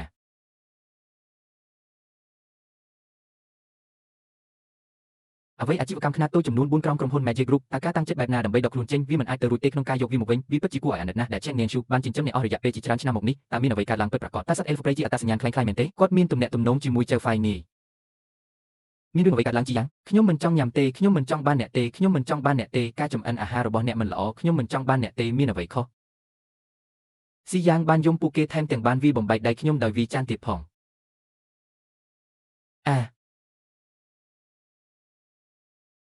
អ្នកអោស៊ូបវិញស៊ីយ៉ាងប្រសិនបើអ្នកមិនញ៉ាំអាហារឲ្យបានត្រឹមត្រូវហើយមិនស្ដាប់ខ្ញុំអ៊ុលត្រាមែននឹងត្រូវសម្លាប់ដោយសត្វចម្លែកខ្ញុំគ្មានធម៌ពលនៅសល់ទេខ្ញុំញ៉ាំជីងយ៉ាងល្អណាស់ហេតុអ្វីបានជាយីខេងឡៃអាចធ្វើវាបានល្អម្លេះពីមុនមកអ្នកជាម្ដាយបង្កើតរបស់គាត់រឿងនេះមិនត្រូវបានអនុញ្ញាតទេយីខេងឡៃឯកសាររបស់អវងវាប្រហែលជានៅតែជីខេងឡៃដែលនៅពីក្រោយរឿងនេះតាមពិតអ្នកស្រែកដាក់ខ្ញុំដោយសារតែគាត់អូខ្ញុំគិតថាខ្ញុំមិនគួរត្រឡប់ទៅប្រទេសចិនវិញទេខ្ញុំមិនគួរមកផ្ទះវិញដើម្បីមើលថែអ្នកនឹងស៊ីយ៉ាងទេខ្ញុំសុំទោសដែលរំខានអ្នកខ្ញុំគិតថាខ្ញុំគួរតែចាក់ចេញទៅខ្ញុំទើបតែជ្រើសរើសគម្រោងផ្កាយរងចាំរហូតដល់ខ្ញុំរកឃើញមីសួរឲ្យច្បាស់ស៊ីយ៉ាងចាប់ផ្ដើមចូលរៀននៅថ្ងៃស្អែកហើយអ្វីដែលអ្នកបានផ្ដល់ឲ្យខ្ញុំអាវ៉ូចុះបើខ្ញុំមើលថែអ្នកបានល្អចាប់ពីពេលនេះទៅ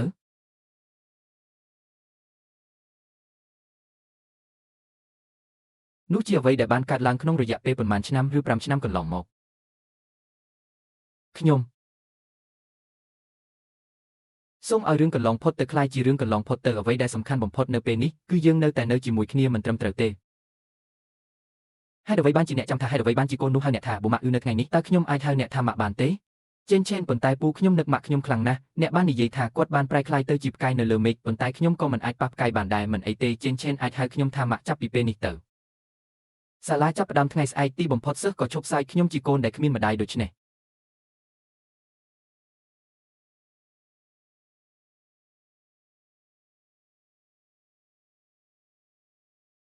ស៊ីយ៉ាងទៅសាលារៀនដោយស្ដាប់បង្គាប់ឪពុកម្ដាយរបស់អ្នកនឹងមកយកអ្នកនៅយប់នេះ កាតនេះគ្មានសុពលភាពទេអ្នកមិនត្រូវបានអនុញ្ញាតឲ្យចូលទៅក្នុងបរិវេណសាលាទេតើគាត់បាននិយាយអ្វីតើអ្នកមិនបានរស់នៅក្រៅប្រទេសរយៈពេល5ឆ្នាំទេអ្វីដែលគាត់បាននិយាយល្អអ្វីដែលបានកើតឡើងកាតនេះគ្មានសុពលភាពទេអ្នកមិនអាចចូលទៅក្នុងបរិវេណសាលាបានទេសូមរស់នៅភ្លាមលោកគ្រូចាំងបាននិយាយថាកាតសាលារបស់អ្នកមិនមានសុពលភាពទេមិនអាចចូលទៅក្នុងបរិវេណសាលាបានទេចាក់ចេញភ្លាមហេតុអ្វីបានជានៅតែមានក្មេងសិក្សានៅទីនេះឪពុកម្ដាយដែលមិនចេះភាសាអង់គ្លេសអូខ្ញុំជាអ្នកចាត់ការទូទៅឆេនហេតុអ្វីបានជាអ្នកនាងយាលើកនេះមិនមែនជាអ្នកនាំស៊ីយ៉ាងមកលោកឆេនសួស្តីខ្ញុំឈ្មោះវិនឈៀនជាម្ដាយរបស់ស៊ីយ៉ាងដូច្នេះហើយគឺជាម្ដាយរបស់ស៊ីយ៉ាងលោកឆេនកាត់សាលារបស់អ្នកមិនមានសុពលភាពទេតើវាដោយសារតែខ្ញុំមិនទាន់បានចុះឈ្មោះមែនទេបាទចាស់ចុះឈ្មោះការចុះឈ្មោះត្រូវបានទាមទារជារៀងរាល់ឆ្នាំរបៀបចុះឈ្មោះស្វែងរកនាយកសាលាសេនទេនេះជាសាលាធំសិក្សាអន្តរជាតិជាងឆេងមិនមែនគ្រប់គ្នាសុទ្ធតែអាចឡើងលើវាបានទេមិនមែនជាអក្សរជនលេខធ្លោក្នុងលោកនេះទេវាស្ថិតនៅក្នុងសាលាមត្តេយ្យមានតែអ្នកដែលឈ្នះមេដាយមាសក្នុងការប្រកួតគណិតវិទ្យាអូឡ াম ជាតិកុមារប៉ុណ្ណោះដែលមានសិទ្ធិចូលរួមអ្នកមិនស្គាល់លោកនាយកឆេនទេតើស៊ីយ៉ាងបានចូលរៀននៅទីនេះពីមុនដោយរបៀបណាពីមុនយេតែងតែជាអ្នកសម្អាតទទួលបន្ទុកការសិក្សារបស់ស៊ីយ៉ាងប៉ុន្តែតើគាត់អាចដឹងដោយរបៀបណាម្ដាយដែលគ្មានការងារធ្វើ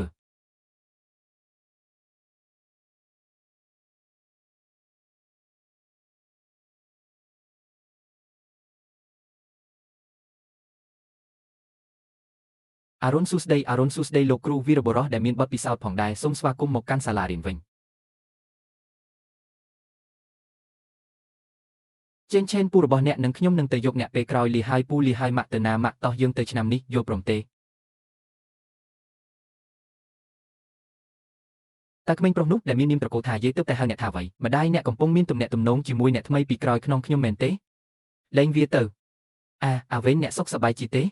េលោកឆេនតើមេរៀនដែលអ្នកបានរៀនលើកមុនមិនគ្រប់គ្រាន់ទេវាស្រាលពេកហើយដែលគ្រាន់តែទាត់អ្នកចេញតើការវីនោះធ្វើឲ្យអ្នកភ្ញាក់បន្តិចទេយាយឈីងលីពិតជាមានសមត្ថភាពមែនគាត់បានបាត់ខ្លួនពីការមើលឃើញរបស់ខ្ញុំគាត់បានឡើងលើសង់ជែងភ្លាមតើអ្នកគ្មានភាពអៀនខ្មាស់ទេសុភាពបរិសរូបនេះខ្ញុំនឹងនិយាយវាម្ដងទៀតខ្ញុំមិនស្គាល់នរណាម្នាក់ឈ្មោះយីថេងឡើយទេខ្ញុំឈ្មោះជីស៊ូយូបើអ្នកធ្វើបែបនោះម្ដងទៀតខ្ញុំនឹងទូរស័ព្ទទៅប៉ូលីសទោះបីជាអ្នកគ្រប់គ្រងយីមិនព្រមទទួលស្គាល់វាក៏ដោយយើងមិនអាចឲ្យលោកប្រធានាធិបតីសុំវាប្រហារមនុស្សបានទេមែនទេខ្ញុំមិនដែលរំពឹងថាអ្នកគួរឲ្យស្អប់ខ្ពើមយ៉ាងនេះទេអវងច្បាស់ជាចាប់ខ្លាំងណាស់តើពួកគេអាចប្រព្រឹត្តចំពោះអវងបែបនោះដោយរបៀបណាអ្នកចាត់ការយាយខ្ញុំមិនខ្វល់ថាអ្នកកំពុងលេងល្បិចអ្វីទេសៀងចាប់ផ្ដើមចូលរៀនថ្ងៃនេះផ្ញើគាត់ចូលសុភាពបរិសរូបនេះអ្នកកំពុងប្រមាថមើលងាយពេកហើយយើងមិនមានទំនាក់ទំនងអ្វីទេខ្ញុំមិនស្គាល់ក្មេងនេះផងហេតុអ្វីខ្ញុំគួរផ្ញើបាំងមុខទៅគាត់អ្នកហឹមតើវាអាចទៅរួចទេលោកតើអ្នកមានជីវភាពទូធាគ្រប់គ្រាន់ដើម្បីបញ្ជូនគាត់ទៅសាលាបែបនេះទេអ្នកចាត់ការទូទៅចេញអ្នកនៅតែមានពេលវេលាដើម្បីបញ្ជូនកូនរបស់អ្នកទៅសាលារៀនធម្មតាទៅសាលារៀនកុំព្យាយាមធ្វើពុតជាសំខាន់ជាងខ្លួនឯងអីដូច្នេះឪពុកម្ដាយជាច្រើនកំពុងមើលអាវ៉ាងតើយើងទៅកន្លែងផ្សេងយ៉ាងម៉េចដែរមានសាលារៀនច្រើនណាស់នៅឆេងខ្ញុំមិនចង់ទេខ្ញុំនឹងទៅសាលារៀននៅទីនេះស៊ីយ៉ាងតើយើងគួរបដូរទៅសាលាផ្សេងទេម៉ាក់នឹងនាំអ្នកទៅសាលាដែលស្អាតនិងធំជាងអ្នកមិនអនុញ្ញាតឲ្យខ្ញុំរៀននៅទីនេះទេអ្នកជាម្ដាយអាក្រក់ម៉ាក់ខ្ញុំតែងតែនាំខ្ញុំមករៀននៅទីនេះរាល់យប់តើស៊ីយ៉ាងខ្លាចជាមនុស្សឆ្លើយយ៉ាងដោយរបៀបណាសុំទោសម៉ាក់តើអ្នកកំពុងធ្វើអ្វីលោកនាយកសិនមកដល់ហើយនេះនឹងគួរឲ្យចាប់អារម្មណ៍អ្នកស្រីជីនឹងនាយកសាលាសិនអ្នកបាននិយាយថាអ្នកបានប្រទានពរដល់យើងដោយវត្តមានរបស់អ្នកហេតុអ្វីបានជាអ្នកមិនប្រាប់ខ្ញុំហេតុអ្វីបានជាសូម្បីតែនាយកសាលាក៏មានឈ្មោះថាយីថេងលេកញ្ញាជីលោកនាយកសិនតើលោកមានបញ្ហាជាមួយកិច្ចការផ្លូវការទេតើខ្ញុំអាចរំខានអ្នកដោយរបៀបណាអ្នកស្រីជីតើអ្នកកំពុងនិយាយអ្វីអ្នកបានសាងសង់សាលារបស់យើងបើគ្មានអ្នកទេក៏គ្មានសាលាអន្តរជាតិល្អបំផុតរបស់ពិភពលោកដែរសាលាណាវាត្រូវបានសាងសង់ដោយយីថេងលេកតើនេះអាចទៅជាយ៉ាងដូចម្តេចអូអ្នកនាងជីដូច្នេះអ្នកជាអ្នកដែលបានសាងសង់សាលារបស់យើងមែនទេខ្ញុំដែលជាម៉ាក់របស់មីងគ្រាន់តែបានធ្វើតួនាទីរបស់ខ្ញុំប៉ុណ្ណោះគ្មានអ្វីចម្លែកទេតែខ្ញុំតែងតែគិតថាអ្នកមានការអប់រំល្អនិងសមហេតុផលចរិតល្អនាងមើលទៅមិនដូចអ្នកមើលថែក្មេងតតែសោះមិនដូចស្ត្រីម្នាក់នេះដែលហៅខ្លួនឯងថាម្ដាយរបស់សៀងទេអ្នកកំពុងធ្វើឲ្យខ្លួនឯងល្ងងខ្លៅដោយធ្វើបែបនេះនៅពេលព្រឹកព្រលឹមនេះជ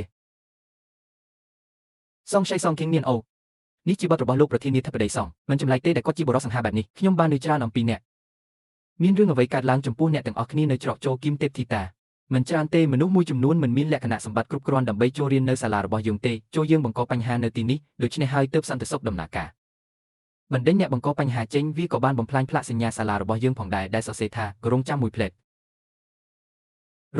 នាយកសាលាសេនកូនប្រុសរបស់ខ្ញុំឈ្មោះស៊ីយ៉ាងបានសិក្សានៅទីនេះហើយវាជាថ្នាក់ល្អបំផុតអ្នកគួរតែដឹងថ្ងៃនេះជាថ្ងៃដំបូងនៃជំនាញថ្មីហេតុអ្វីបានជាកាត់សាលារៀនរបស់ខ្ញុំមិនមានសុពលភាពនាយកសាលានេះការធ្វើជាឪពុកមានន័យថាការយល់ដឹងពីស្ថានភាពរបស់កុមារតើគាត់មិនដែលត្រូវបានគេនាំមកទីនេះពីមុនមកទេតើអ្នកចង់បានអ្វីឲ្យប្រាកដប៉ាខ្ញុំទៅរៀននៅទីនេះនាយកសាលាសេនដូច្នេះតើខ្ញុំអាចចុះឈ្មោះចូលរៀនថ្ងៃនេះដោយជោគជ័យដោយរបៀបណាឪពុកម្ដាយនេះយើងជាសាលាអន្តរជាតិដំបូងគេប្រសិនបើអ្នកពិតជាចង់ចូលមែនវាសាមញ្ញណាស់វិធីសាស្ត្រណាមួយដែលអ្នកប្រើដរាបណាស៊ីយ៉ាងមានសមត្ថភាពនិយាយភាសាអង់គ្លេសបានស្ទាត់ជំនាញបន្ទាប់មកយើងអាចទទួលយកពួកគេតាមរយៈកាលៈទេសៈពិសេសស៊ីយ៉ាវនិងសុងស៊ីងយូបានទៅនិយាយជាមួយនាយកសាលាសួស្ដីហ្សៀវចុះវិស្មការរដូវក្តៅរបស់អ្នកវិញ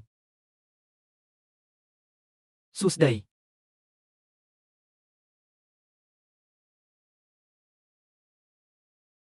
របៀបតាម៉ាក់មិនបានជួគ្រូបង្រៀនភាសាអង់គ្លេសឯកជនពីមុនទេតាអ្នកបានចូលរួមថ្នាក់រៀននៅផ្ទះទេតាអ្នកមិនបានស្ដាប់ដោយប្រុងប្រយ័ត្នទេតាអ្នកកំពុងទៅណាម៉ាក់ខ្ញុំថាខ្ញុំអាចចេញទៅលេងក្រៅបានខ្ញុំមិនចូលរៀនថ្នាក់ភាសាអង់គ្លេសទេម៉ាក់ខ្ញុំមិនទៅទេជីយ៉ាងម៉ាក់អាចនាំកូនទៅសាលាផ្សេងបានទេជៀនតាអ្នកកំពុងធ្វើអ្វីមិនអីទេស៊ីយ៉ាងមិនចូលចិត្តនិយាយភាសាអង់គ្លេសទេចូលយើងកុំបង្ខំគាត់សាលារៀនច្រើនណាស់យើងគ្រាន់តែទៅមួយផ្សេងទៀតនេះត្រូវបានមនុស្សធំម្នាក់រើសពីលើអង្រឹងហើយវានៅតូចនៅឡើយដាក់គាត់ចុះយ៉ាងលឿនស្រមុកម្ដាយរាត្រីអាវាងតាអ្នកមិនយល់ទេនេះជាអ្វីទាំងអស់ដែលយីថេងលៃកំពុងធ្វើខ្ញុំចង់ឲ្យអ្នកអន់ក្បាលហើយសុំទោសគាត់ជីយ៉ាងមិនចង់អ្នកជាម្ដាយមិនល្អអ្នកគឺជាអ្នកដែលបានបណ្ដេញម្ដាយយាចេញស្វាមីស៊ីយ៉ាងតាអ្នកកំពុងធ្វើអ្វីសុំទោសម្ដាយរបស់អ្នកដោយឆ្លើយពេកម៉ាក់ខ្ញុំបានបង្រៀនខ្ញុំលើកចុងក្រោយសូមឲ្យខ្ញុំប្រាប់អ្នកអំពីរបៀបដែលម៉ាក់រុញខ្ញុំនៅលើលំយោរដូវក្តៅគាត់បានបង្រៀនគាត់ម៉ាក់ក៏បាននិយាយថាខ្ញុំខុសដែរដែលមិនបានធ្វើតាមអ្វីដែលគាត់និយាយគាត់លែងចង់បានខ្ញុំទៀតហើយគាត់ក៏មិនឲ្យខ្ញុំចូលរៀនថ្នាក់ភាសាអង់គ្លេសដែរថ្ងៃដែលម្ដាយចុងរបស់ខ្ញុំត្រឡប់មកវិញគាត់ក៏បានសុំឲ្យខ្ញុំរកសាច់របស់យីម៉ែផងដែរម៉ាក់បាននិយាយច្បាស់ណាស់ថាម៉ាក់របស់យាយបានលួចលុយគាត់មកឲ្យសូមអត់ទោសឲ្យខ្ញុំសៀងយ៉ាងដឹងថាគាត់ខុសខ្ញុំមិនដូចនោះទេស្ដាប់ខ្ញុំមិត្តតូចឲ្យខ្ញុំមិនមែនជាម្ដាយរបស់អ្នកទេតើអ្វីដែលសៀងនិយាយជាការពិតទេជាការពិតណាស់វាមិនមែនជាគាត់ទេគាត់មានអាយុត្រឹមតែ6ឆ្នាំប៉ុណ្ណោះតើអ្នកអាចជឿគាត់បានដោយរបៀបណាបាទចាស់សជីយ៉ាងមានអាយុត្រឹមតែ6ឆ្នាំប៉ុណ្ណោះគាត់អាចកុហកបានទាំងនេះគឺជាពាក្យដែលអ្នកបាននិយាយទៅកាន់ប្រពន្ធរបស់អ្នកនៅពេលនោះវាល្អណាស់មិនអីទេដោយសារសៀងមិនមានសមត្ថភាពភាសាអង់គ្លេសនេះសូមយកគាត់ទៅផ្ទះផងឪពុកម្ដាយតើម្ដាយដឹងដោយរបៀបណាថាខ្លួនខុសសូមអភ័យទោសឲ្យខ្ញុំម្ដាយម៉ាក់ម្ដាយម៉ាក់កុំខឹងអី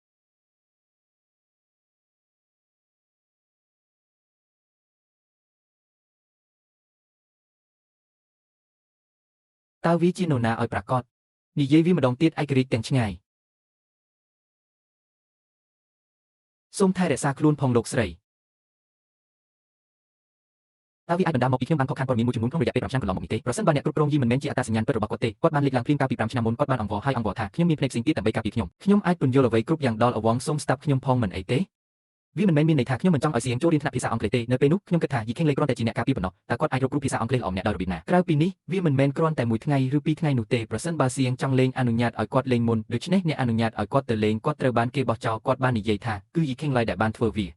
ើវាមិនមែនដូច្នោះទេអាវាងលោកចេនអាខ្ញុំបានរៀបចំស៊ុបអស់មួយចំនួនសម្រាប់អ្នកគ្រប់គ្រងយេសូមរងចាំបន្តិចសូមត្រឡប់មកវិញប៉ា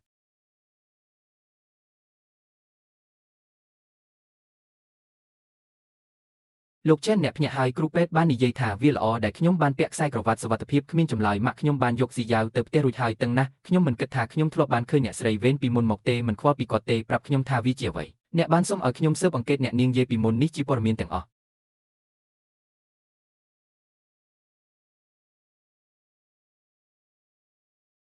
លោកចេនយើងកំពុងស៊ើបអង្កេតអ្នកស្រីយីការសម្អាតឈ្មោះនេះមិនបានរកឃើញអ្វីទេវាដូចជាអត្តសញ្ញាណមួយដែលត្រូវបានវេចខ្ចប់ដោយចេតនាប៉ុន្តែយើងហ៊ានពិនិត្យមើលព័ត៌មានរបស់អ្នកស្រីជាអ្វីទាំងអស់សំនឹងគ្នាការប្រកាសលើកដំបូងត្រូវបានធ្វើឡើងតាក់ទងនឹងគម្រោងអភិវឌ្ឍទីក្រុងថ្មីការជ្រើសរើសដៃគូបន្ទាប់មកវាជាការប្រកាសភ្លាមនៅក្នុងទីលាននុវត្តថាអ្នកទទួលបន្ទុកបានវិលត្រឡប់មកកាន់អំណាចវិញពេលវេលាគឺពិតប្រាកដណាស់នៅពេលដែលកញ្ញាយាយត្រូវបានមកទទួលបន្ទាប់មកពិធីជប់លៀងអាហារពេលល្ងាចរបស់គ្រួសារសូមបានមកដល់អ្នកស្រីយីបានប្រកាសជាសាធារណៈនាងជាកូនស្រីតែម្នាក់គត់របស់បូជាចាខាងក្រោមនេះជាអ្នកបន្តវេនគ្មាននរណាម្នាក់ចេញមុខមកបដិសេធអត្តសញ្ញាណរបស់គាត់ទេគាត់ពិតជាស្គាល់ជីតារបស់គាត់មែនស្ដាមរឿងសំខាន់គឺពេលវេលានៃការមកដល់របស់កញ្ញាយាយក្នុងពេលជាមួយគ្នានោះជីតារបស់ខ្ញុំបានចូលរៀននៅវិទ្យាស្ថានស្រាវជ្រាវវាស្របពេលជាមួយនឹងពេលដែលកញ្ញាជីបានចាក់ចេញពីជីជាហើយវាហាក់ដូចជាចាប់តាំងពីកញ្ញាយាយមកដល់ក្រុមរបស់យើងចាប់ផ្ដើមប្រសើរឡើងបន្តិចម្ដង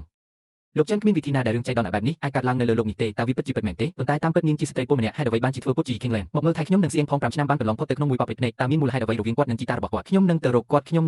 ត់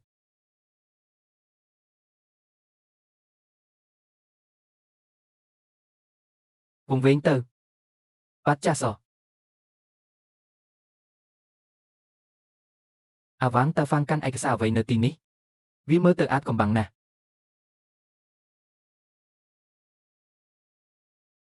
បញ្ហាសម្ងាត់មួយចំនួនរបស់ក្រុមហ៊ុនមានអ្វីខុសជាមួយអ្នកអាវាងអ្វីដែលអ្នកកំពុងនិយាយខ្ញុំពិតជានៅទីនេះដើម្បីមើលថែអ្នក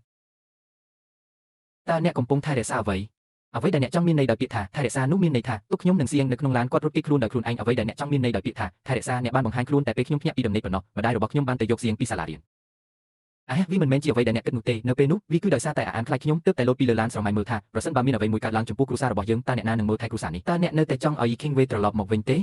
អាវ៉ែនបាត់ទៅហើយគាត់ថែមទាំងបានចូលរួមជាមួយប្រធានាធិបតីសង្ឃទៀតផងមនុស្សតែម្នាក់គត់ដែលកាត់ចិត្តពីអ្នកគឺខ្ញុំអូមិនអីទេសូមបញ្ជាក់វាមកខ្ញុំផងអាវ៉ែនឲ្យតែអ្នកអត់ទោសឲ្យខ្ញុំនឹងធ្វើអ្វីដែលអ្នកសុំតើអ្នកនិយាយអ្វីចំតើអ្នកមិនចង់បញ្ជាក់វាដល់ខ្ញុំទេកម្មករវេនយប់នឹងស្លាប់ដើម្បីខ្ញុំតើអ្នកមិនហ៊ានទេអាវ៉ែនឯងលេងសើចនឹងខ្ញុំមែនទេនេះមានជាង20ជាន់ខ្ញុំនឹងនិយាយលេខ3លោតចុះ2ពីខ្ញុំនឹងជួយអ្នកអាហាសូមកុំនិយាយថាអ្នកចូលចិត្តវាអីយកទេខ្ញុំខុសហើយខ្ញុំពិតជាខុសមែនរមៀល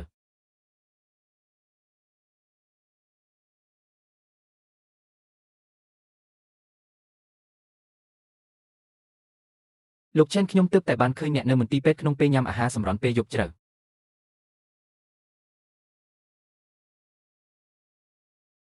តើអ្នកជានរណាតើមានគ្រូពេទ្យមកទីនេះទេតើអ្នកបានវាយក្បាលរបស់អ្នកទេ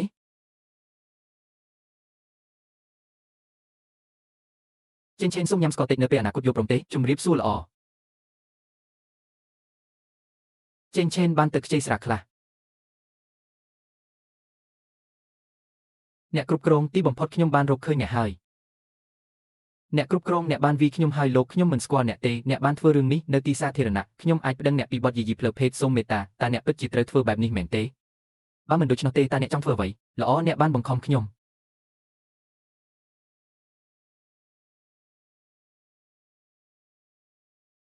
អ្នកចាត់ការយាយអ្នកបាននិយាយថាអ្នកនឹងមើលថែខ្ញុំពេញមួយជីវិតរបស់អ្នកសូមកុំបោះបង់ចោលខ្ញុំឯងព្រះអង្គគុំម្ចាស់ឆេនអ្នកពិតជាឈួតមែនតើអ្នកកំពុងធ្វើអ្វីអ្នកចាត់ការយាយខ្ញុំគ្រាន់តែចង់និយាយជាមួយអ្នកបើអ្នកមិនស្ដាប់ខ្ញុំទេវាគ្រាន់តែចង្អុលទៅរហូតចូលយើងនិយាយគ្នាជាលក្ខណៈឯកជននៅខាងក្រៅ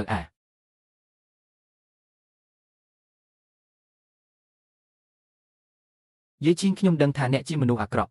គ្រាន់តែអ្នករងចាំ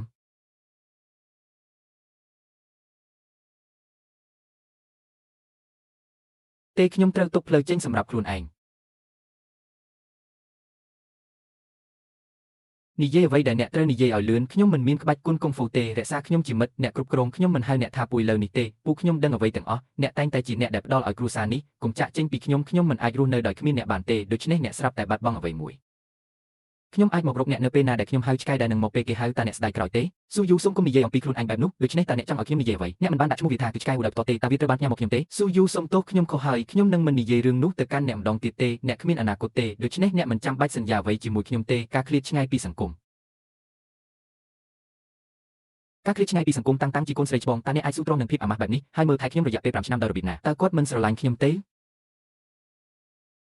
ប្រយោគពីដំបូងគឺត្រឹមត្រូវខ្ញុំពិតជាកូនតូម្នាក់ដែលមានការចងចាំពីម្ដាយរបស់ខ្ញុំហើយជាការពិតណាស់ខ្ញុំបានមើលថែអ្នកតាមរបៀបដ៏អាម៉ាស់មួយរយៈពេល5ឆ្នាំប៉ុន្តែប្រយោគចុងក្រោយគឺខុសខ្ញុំមិនស្រឡាញ់អ្នកទេមិនដែលខ្ញុំមិនជឿទេតើអ្នកបានមើលថែខ្ញុំនិងសៀងពេលអ្នកជឿទេគាត់បានប្រថុយជីវិតដើម្បីការពារខ្ញុំនិងសៀងបន្ទាប់ពីគ្រោះថ្នាក់ចរាចរណ៍តើទាំងអស់នេះคล้ายទេវាមិនអាចคล้ายបានទេវាតែងតែគ្រាន់តែជាភារកិច្ចប៉ុណ្ណោះអ្នកដែលយកវាទៅពិចារណាជាមុនសិនគឺជាអ្នកចាញ់លោកឆេនមិនដែលលើឃ្លានេះទេភ្លេចហើយលោកចេនស្រឡាញ់អ្នកស្រីវេនដូចគ្នាកាលពី5ឆ្នាំមុនដែរពួកគេធ្ងន់ធ្ងរខ្លាំងណាស់រហូតដល់ទីបំផុតពួកគេថែមទាំងមានកូនទៀតផងប៉ុន្តែខ្ញុំបានរត់គេចខ្លួនស៊ូយូអ្វីដែលអ្នកទើបតែនិយាយគឺមានបំណងធ្វើឲ្យខ្ញុំតូចចិត្តមែនទេលេងខ្ញុំទៅខឹងខ្ញុំធ្វើអ្វីប៉ុន្តែខ្ញុំមិនដឹងថាអ្នកកំពុងនិយាយអំពីបេសកកម្មប្រភេទណាទេមានបេសកកម្មអ្វី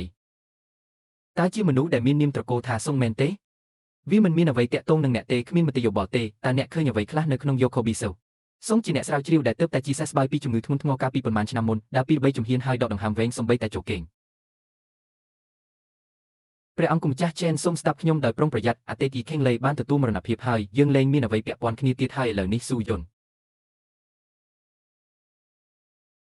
ស៊ូយូអ្នកសុខសប្បាយជាទេមិនអីទេលោកឆេនខ្ញុំមិនដែលរំពឹងថាអ្នកនឹងគ្មានភាពខ្មាស់អៀនយ៉ាងនេះទេតើវាជាអ្វីទៅអ្នកគាត់បានមើលថែខ្ញុំអស់រយៈពេល5ឆ្នាំអ្នកមានប៉ុន្មានឆ្នាំ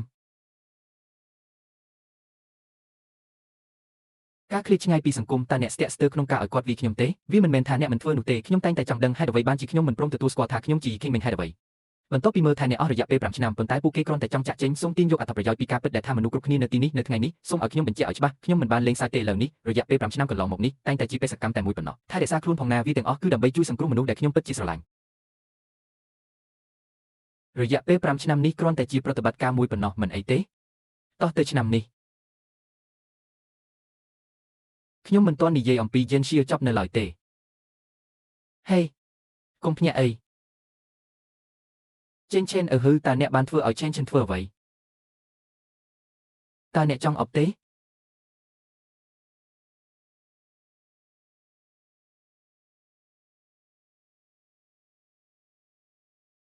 អ្នកត្រូវតែអស់កម្លាំងសុំទោសខ្ញុំទើបតែយឺតពេលទេ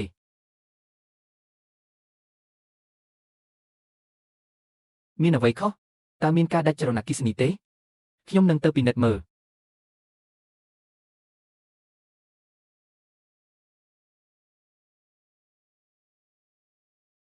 មែនហើយត្រឹមត្រូវហើយម៉ែមន់ឲ្យពូរបស់ឯងធ្វើរឿងនេះឲ្យឯងវាពិតជានឹងមានរសជាតិឆ្ងាញ់ថ្ងៃនេះជាថ្ងៃកំណើតរបស់អ្នកភ្លេចហើយឬនៅថ្ងៃកំណើតមួយទៀតស៊ីឈីងលីននិងស៊ីយ៉ាងស្ទើរតែយំ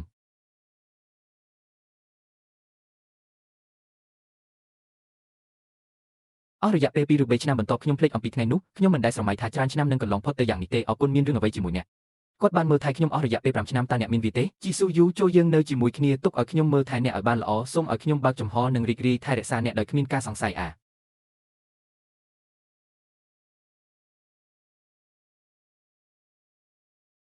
លោកតាចេនតើពួកគេមិនបាននិយាយថាជីតាភ្ញាក់ពីដំណេករួចហើយទេតើមានអ្វីកើតឡើងពិតប្រាកដខ្ញុំទើបតែភ្ញាក់ពីដំណេកអ្វីហ្នឹងប្រាប់ខ្ញុំប៉ុន្តែភ្លាមនោះម្ចាស់ក្រុមហ៊ុនបានដឹងថាក្រុមហ៊ុនបានខ្សែធនហើយប៉ុន្តែគ្រូពេទ្យបានមកជួបខ្ញុំរួចហើយស្ថានភាពបានមានស្ថិរភាពការខ្សែធនគឺល្អឥតខ្ចោះមែនទេលោកឆេនលោកភ្លេចហើយឬនៅដំណើរកំសាន្តដើមត្រូវបានលុបចោលជាផ្លូវការពេលអ្នកសន្លប់បន្ទាប់ពីគ្រោះថ្នាក់ចរាចរណ៍ភាគទុននិកបានបង្កឲ្យមានការរំខានមួយទៀតគ្មាននរណាម្នាក់នៅក្នុងក្រុមហ៊ុនជួយយើងទេក្រុមហ៊ុនបានខ្សែធនគ្មាននរណាម្នាក់ជួយយើងទេវាបង្ហាញថាវាតែងតែជាស្ត្រីដែលបានជួយខ្ញុំពីមុនអ្នកចាត់ការទូទៅឆេននិងអ្នកដទៃទៀតតើខ្ញុំមិនបានទុកកាត់ខ្មៅឲ្យអ្នកទេខ្ញុំនឹងប្រាប់អ្នកពីកនីនិងពាក្យសម្ងាត់របស់ខ្ញុំប្រើប្រាស់លុយដែលមាននៅក្នុងនោះដើម្បីបំពេញកង្វះខាតហ្វូងមនុស្សអាក្រក់ឥតប្រយោជន៍បំពេញវាដោយប្រាក់នៅខាងក្នុងអនុភាពហ្វូងមនុស្សអាក្រក់ឥតប្រយោជន៍លោកឆេនខ្ញុំបានសាកល្បងវាហើយប៉ុន្តែមិនមានលុយច្រើននៅខាងក្នុងទេពួកគេមិនអាចរកចំណូលបានសូម្បីតែ100,000ក៏ដោយតើអ្នកកំពុងព្យាយាមបញ្ឆោតអ្នកណាជាមួយ100,000យ៉ាងហោចណាស់មាន70លាននៅក្នុងនោះលោកឆេនខ្ញុំបានសាកល្បងវាហើយខ្ញុំបានឲ្យផ្នែកអេពីនិតមើលប្រវត្តិប្រតិបត្តិការហើយវាហាក់ដូចជាអ្នកស្រីវេងឈៀនបានផ្ទេរប្រាក់ទៅកណីរបស់វេងឈៀនតើពេលណាទើបមានប្រពៃណីទេខ្ញុំនឹងទៅរកវេនធីចេងជីតា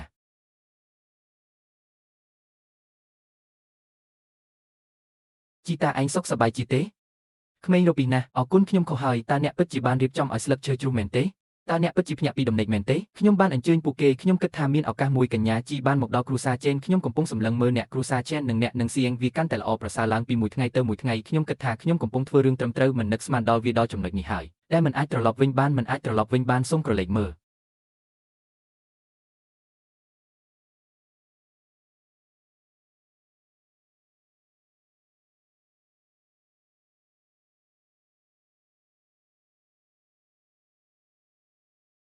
ជាតិពុលនៅក្នុងស្រានេះត្រូវបានលាក់ទុកនៅក្រោមភាពកក់ក្ដៅដ៏ស្រទន់មើលអ្វីដែលអ្នកបានធ្វើស៊ីនយ៉ានតើខ្ញុំអាចធ្វើអ្វីបានដើម្បីជួយសង្គ្រោះអ្នកឥឡូវនេះប្រាក់ខែខ្ញុំអស់ហើយអ្នកនៅតែមានឱកាសនៅក្នុងពិធីជប់លៀងតើអ្នកណាខ្វល់ពីអ្នកវាពិតជាខូចនៅក្នុងដៃរបស់អ្នកខ្ញុំឃើញតារាបណាភាពកក់ក្ដៅមានតម្លៃអ្នកចាត់ការប្រកាសជានឹងអត់ទោសឲ្យខ្ញុំនឹងទៅរកគាត់ឥឡូវនេះកុំរងចាំខ្ញុំអីរងចាំខ្ញុំចុះកូនប្រុសដែលមិនចេះដឹងគុណត្រឡប់មកវិញសៀវហ្វាងប្រញាប់រកកញ្ញាសុភើ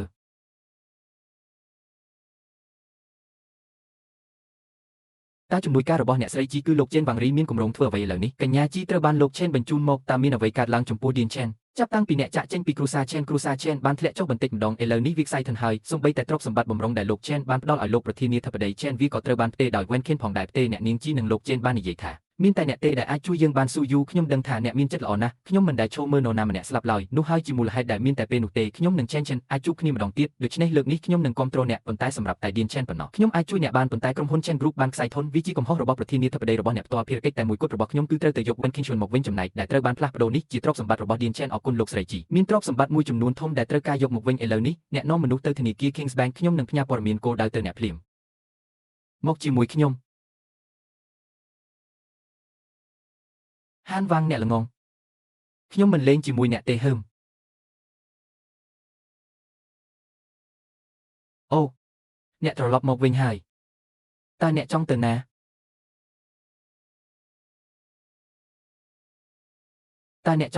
ខ្ញុំចង់ដើរលេងដោយការមុនណាស់ទេខ្ញុំ ខ្ញុំគ្រាន់តែឆ្ងល់ពីរបៀបទិញរបស់របរមុនពេលចេញទៅក្រៅអ្នកត្រូវតែមានភាពស្ងប់ស្ងាត់បែបនេះនៅពេលអ្នកទិញរបស់របរនេះជារបៀបទិញរបស់របរស្ដាប់ខ្ញុំចុះវាមិនមែនជាអ្នកទេអាហ៊ូ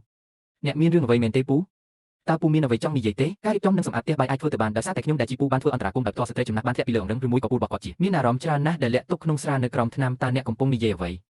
ខ្ញុំមិនយល់ពាក្យមួយម៉ាត់ទេស្ថានសួគ៌កំពុងតូចមើលអ្វីដែលមនុស្សធ្វើជីតានិយាយត្រូវត្រឡប់ទៅពេលដែលអ្នកចាក់ចេញនៅពេលនោះខ្ញុំគួរតែយល់ថាអ្នកជាមនុស្សបែបណាពួកគេនៅតែរងចាំអ្នកនឹងខ្ញុំដើម្បីជាប្រយោជន៍ដល់អ្នកដែលអាចព្យាបាលស្រៀងបានយ៉ាងល្អនៅពេលនេះត្រូវតែជាការក្លែងបន្លំត្រូវតែមាននរណាម្នាក់កំពុងបង្កាច់បង្ខូចខ្ញុំទេពធីតានៃទ្រព្យសម្បត្តិគឺកុំប៉ះម៉ាក់តើអ្នកនឹងធ្វើអ្វីតើអ្នកចង់មាននៅយ៉ាងណាសូមឲ្យអ្នកពិតជាមានអារម្មណ៍ជឿចាប់យ៉ាងណាចំពោះការស្លាប់របស់ជាវបរបៀបធំឡើងយឺតដោយសារតែការងារបែបនេះខ្ញុំខុសហើយខ្ញុំនឹងមិនធ្វើវាម្ដងទៀតទេ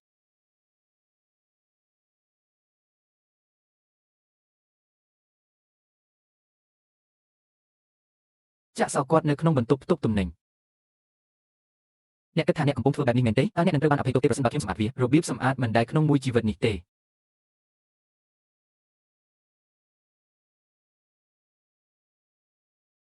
េអ្នកចាត់ការទូទៅជេនទ្រព្យសម្បត្តិដែលត្រូវបានគេសន្មតថាត្រូវបានស្ទាក់ចាប់និងទាញយកមកវិញទាំងអស់យើងកំពុងស្ថិតនៅក្នុងប្រតិបត្តិការយោធារួចហើយសងបំណុលអាស័យធនរបស់ក្រុមហ៊ុនវាជាការពិតទាំងស្រុងដែលថាជំនាញបានរំដោះយើងតើវាជាការដឹងភ្លាមឬវាជាកង្វល់របស់ខ្ញុំគាត់គ្រាន់តែខឹងហើយបន្ទោសខ្ញុំឥឡូវនេះអ្នកបានសងសឹកគាត់ហើយគាត់ប្រកាសជានឹងអត់ទោសឲ្យខ្ញុំប្រាប់ខ្ញុំមកខ្ញុំនឹងមករកអ្នកឥឡូវនេះហើយរងចាំខ្ញុំលោកជេនវងតើអ្នកមកធ្វើអ្វីនៅទីនេះទៀតកុំប្រញាប់បណ្ដេញខ្ញុំចេញអីសូមក្រឡេកមើលរឿងនេះស៊ូយីខ្ញុំដឹងថាអ្នកខឹងមើលខ្ញុំនឹងសងគាត់ទ្វេដងចំពោះការជឿចាប់ដែលខ្ញុំបានបង្កឲ្យអ្នកមុនពេលរៀបការស៊ូយូអ៊ីឯងមានបញ្ហាអ្វីទុកឲ្យខ្ញុំទៅអ្នកកំពុងនិយាយថាអ្នកមិនសប្បាយចិត្តមែនទេវាបានបង្ហាញថាវេនជីងបានបំផន់ខ្ញុំបាត់ចាស់សបាត់ចាស់សោប៉ុន្តែប្រសិនបើមិនមែនសម្រាប់អ្នកដែលខ្វាក់ភ្នែកនិងខ្វាក់ភ្នែកនោះទេគាត់គ្មានឱកាសសំបីតែលោកដៃមកចាប់ខ្ញុំផងឥឡូវនេះអ្នកទទួលស្គាល់កំហុសរបស់អ្នកហើយដាក់លើស្ត្រីម្នាក់តើអ្នកជាមនុស្សមែនទេតើអ្នកអាចធ្វើបែបនេះចំពោះខ្លួនឯងដោយរបៀបណាខ្ញុំហ៊ាន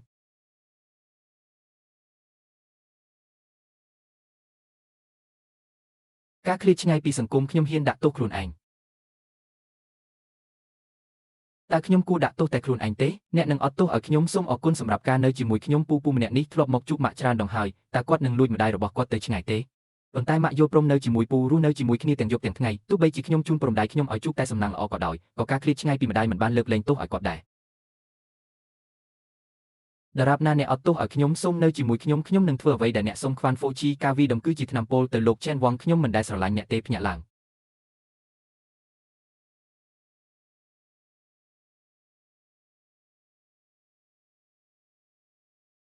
មិនអាចទៅរួចអ្នកថែមទាំងបានជួយខ្ញុំស្ទាក់ចាប់ការផ្ទេរទ្រព្យសម្បត្តិដោយវេនសេនទៀតផងអ្នកច្បាស់ជានៅតែខ្វល់ពីខ្ញុំតើនេះត្រឹមត្រូវទេព្រះអង្គម្ចាស់ជេនខ្ញុំប្រាប់អ្នកកាលពី5ឆ្នាំមុនខ្ញុំកំពុងគិតអំពីការចំណាយពេល2-3ឆ្នាំជាមួយជេនមានតែពេលនោះទេដែលខ្ញុំអាចជួយអ្នកឲ្យរស់ឡើងវិញនៅពិភពលោកបានហើយឥឡូវនេះខ្ញុំបានធ្វើវាដោយគិតគូរពីទំនាក់ទំនងរបស់ខ្ញុំជាមួយឌៀនជេនមានតែពេលនោះទេទើបខ្ញុំជួយគាត់ឲ្យស្ដាយក្រោយទ្រព្យសម្បត្តិទាំងនោះដើមឡើយជារបស់គាត់វាមិនមានអ្វីទាក់ទងនឹងភាពស្ងៀមស្ងាត់របស់អ្នកតតែសោះអ្នកគួរតែចាក់ចេញឥឡូវនេះប៉ុន្តែកុំឲ្យខ្ញុំហៅអ្នកណាម្នាក់ឲ្យបណ្ដេញអ្នកចេញខ្ញុំមិនក្រោកឡើងទេ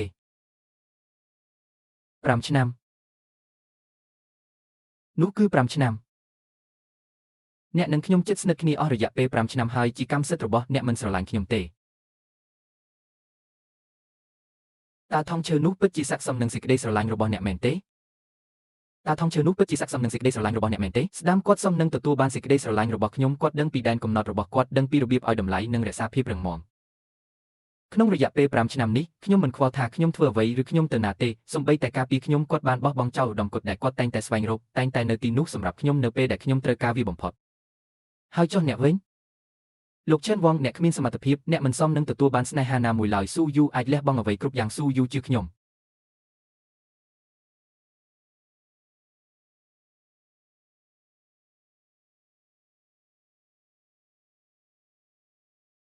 ស៊ូយូអ្នកសុខសប្បាយជាទេអ្នកសុខសប្បាយជាទ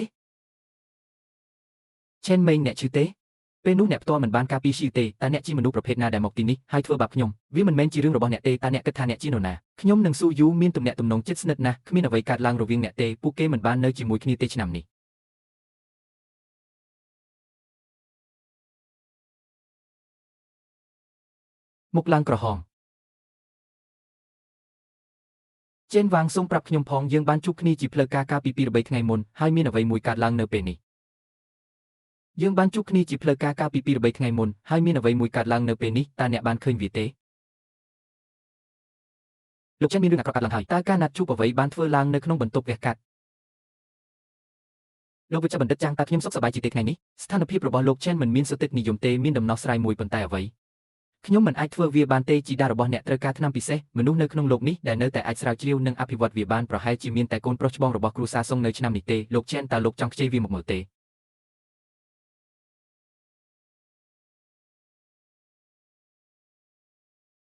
តើឆេនវ៉ងចង់ត្រូវគេដល់ម្ដងទៀតទេស៊ូយូមិនចង់លើកអ្នកទេលើសពីនេះស៊ូយូមិនមែនជាឈ្មោះដែលអ្នកគួរប្រើនោះទេអ្នកមានពេល3វិនាទីដើម្បីចាក់ចេញពីកន្លែងនេះបើមិនដូច្នោះទេសូមរងចាំខ្ញុំពិតជាត្រូវការជំនួយពីគាត់ណាស់ហើយអ្នកនឹងខ្ញុំ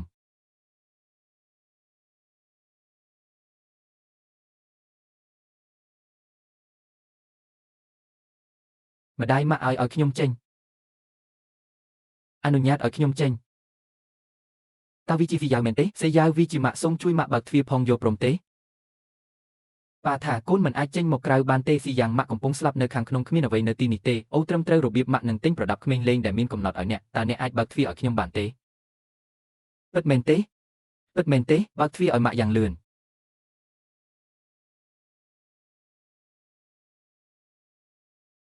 ជីយ៉ាងកូនពិតជាកូនល្អសម្រាប់ម៉ាក់ណាស់តើប្រដាប់ក្មេងលេងនៅណាប្រដាប់ក្មេងលេងកំពុងធ្វើដំណើរវានឹងត្រូវបានដឹកជញ្ជូនឆាប់នេះម៉ាក់គួរតែទូរស័ព្ទទៅសួរទៅលេងមុនគេ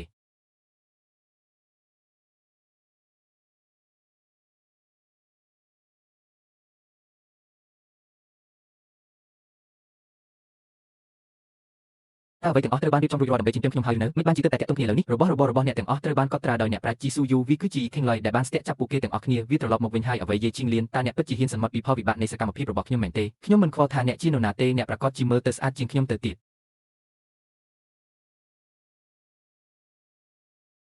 ចាប់តាំងពីមានរឿងបែបនេះមកហេតុអ្វីបានជាយើងត្រូវធ្វើវាតាំងពីដំបូងប៉ុន្តែខ្ញុំនឹងមិនជួយអ្នកទេស៊ូយូខ្ញុំនឹងជួយអ្នកលុះត្រាតែអ្នកសន្យាជាមួយខ្ញុំស៊ូយូជួយគាត់ផងឆ្នាំនេះស៊ូយូខ្ញុំអាចយល់ស្របនឹងវាបានលក្ខខណ្ឌគឺក្នុងអំឡុងពេលដែលយើងកំពុងអភិវឌ្ឍថ្នាំពិសេសអ្នកស្នាក់នៅផ្ទះខ្ញុំអត្តសញ្ញាណដ៏គួរឲ្យខ្លាចរបស់អ្នកការថែទាំនិងការលូតលាស់ហើយអ្វីអ្នកមិនធ្វើខ្ញុំមិនអាចលះបង់អត្តសញ្ញាណរបស់អ្នកជាប្រធានឆេនបានទេវាមិនមែនជាកម្មសិទ្ធិរបស់ខ្ញុំទេខ្ញុំនឹងផ្ដល់ពេលឲ្យអ្នក3វិនាទីដើម្បីសម្រេចចិត្តថាតើត្រូវជួយសង្គ្រោះជីតារបស់អ្នកឬអត់អ្នកគួរតែបង់តម្លៃដែលអ្នកសំនឹងទទួលបាន3 2មួយលោកចេនអស់លុយហើយការចំណាយលើការព្យាបាលរបស់បុរសចំណាស់មិនគ្រប់គ្រាន់ទេអ្នកបានសន្យាជាមួយអ្នកខ្ញុំសន្យានឹងអ្នកថាខ្ញុំនឹងឃ្លាតឆ្ងាយពីអ្នក3ឆ្នាំដោយមិនគិតពីពេលដែលលោកចេនជាសះស្បើយនឹងត្រូវបានអនុញ្ញាតឲ្យចេញពីមន្ទីរពេទ្យនោះទេអ្នកត្រូវស្នាក់នៅរយៈពេល3ឆ្នាំគ្មានការវិលត្រឡប់មកវិញទេល្អរបៀបអ្នកនាងបានប្រគល់ការងាររបស់នាងទៅឲ្យអ្នកគ្រប់គ្រងទូទៅចេនបង្រៀនគាត់ឲ្យបានត្រឹមត្រូវពីរបៀបធ្វើជាអ្នកមើលថែក្មេងកញ្ញាមកជាមួយខ្ញុំ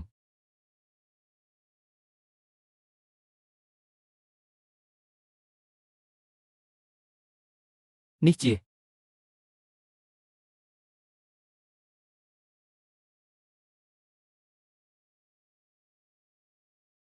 លើកនេះខ្ញុំនឹងនៅឆ្ងាយយូរហើយមានអធិច្រើនពេកនៅក្នុងមុខតំណែងនានាខ្ញុំមិនហ៊ានគេចវាសពួកវាទេដូច្នេះខ្ញុំចង់កក់ទុកជីវិតដែលនៅសល់របស់អ្នកជាមុនចាប់ពីពេលនេះទៅខ្ញុំនឹងមើលថែអ្វីគ្រប់យ៉ាងតើអ្នកសុខចិត្តទេខ្ញុំធ្វើ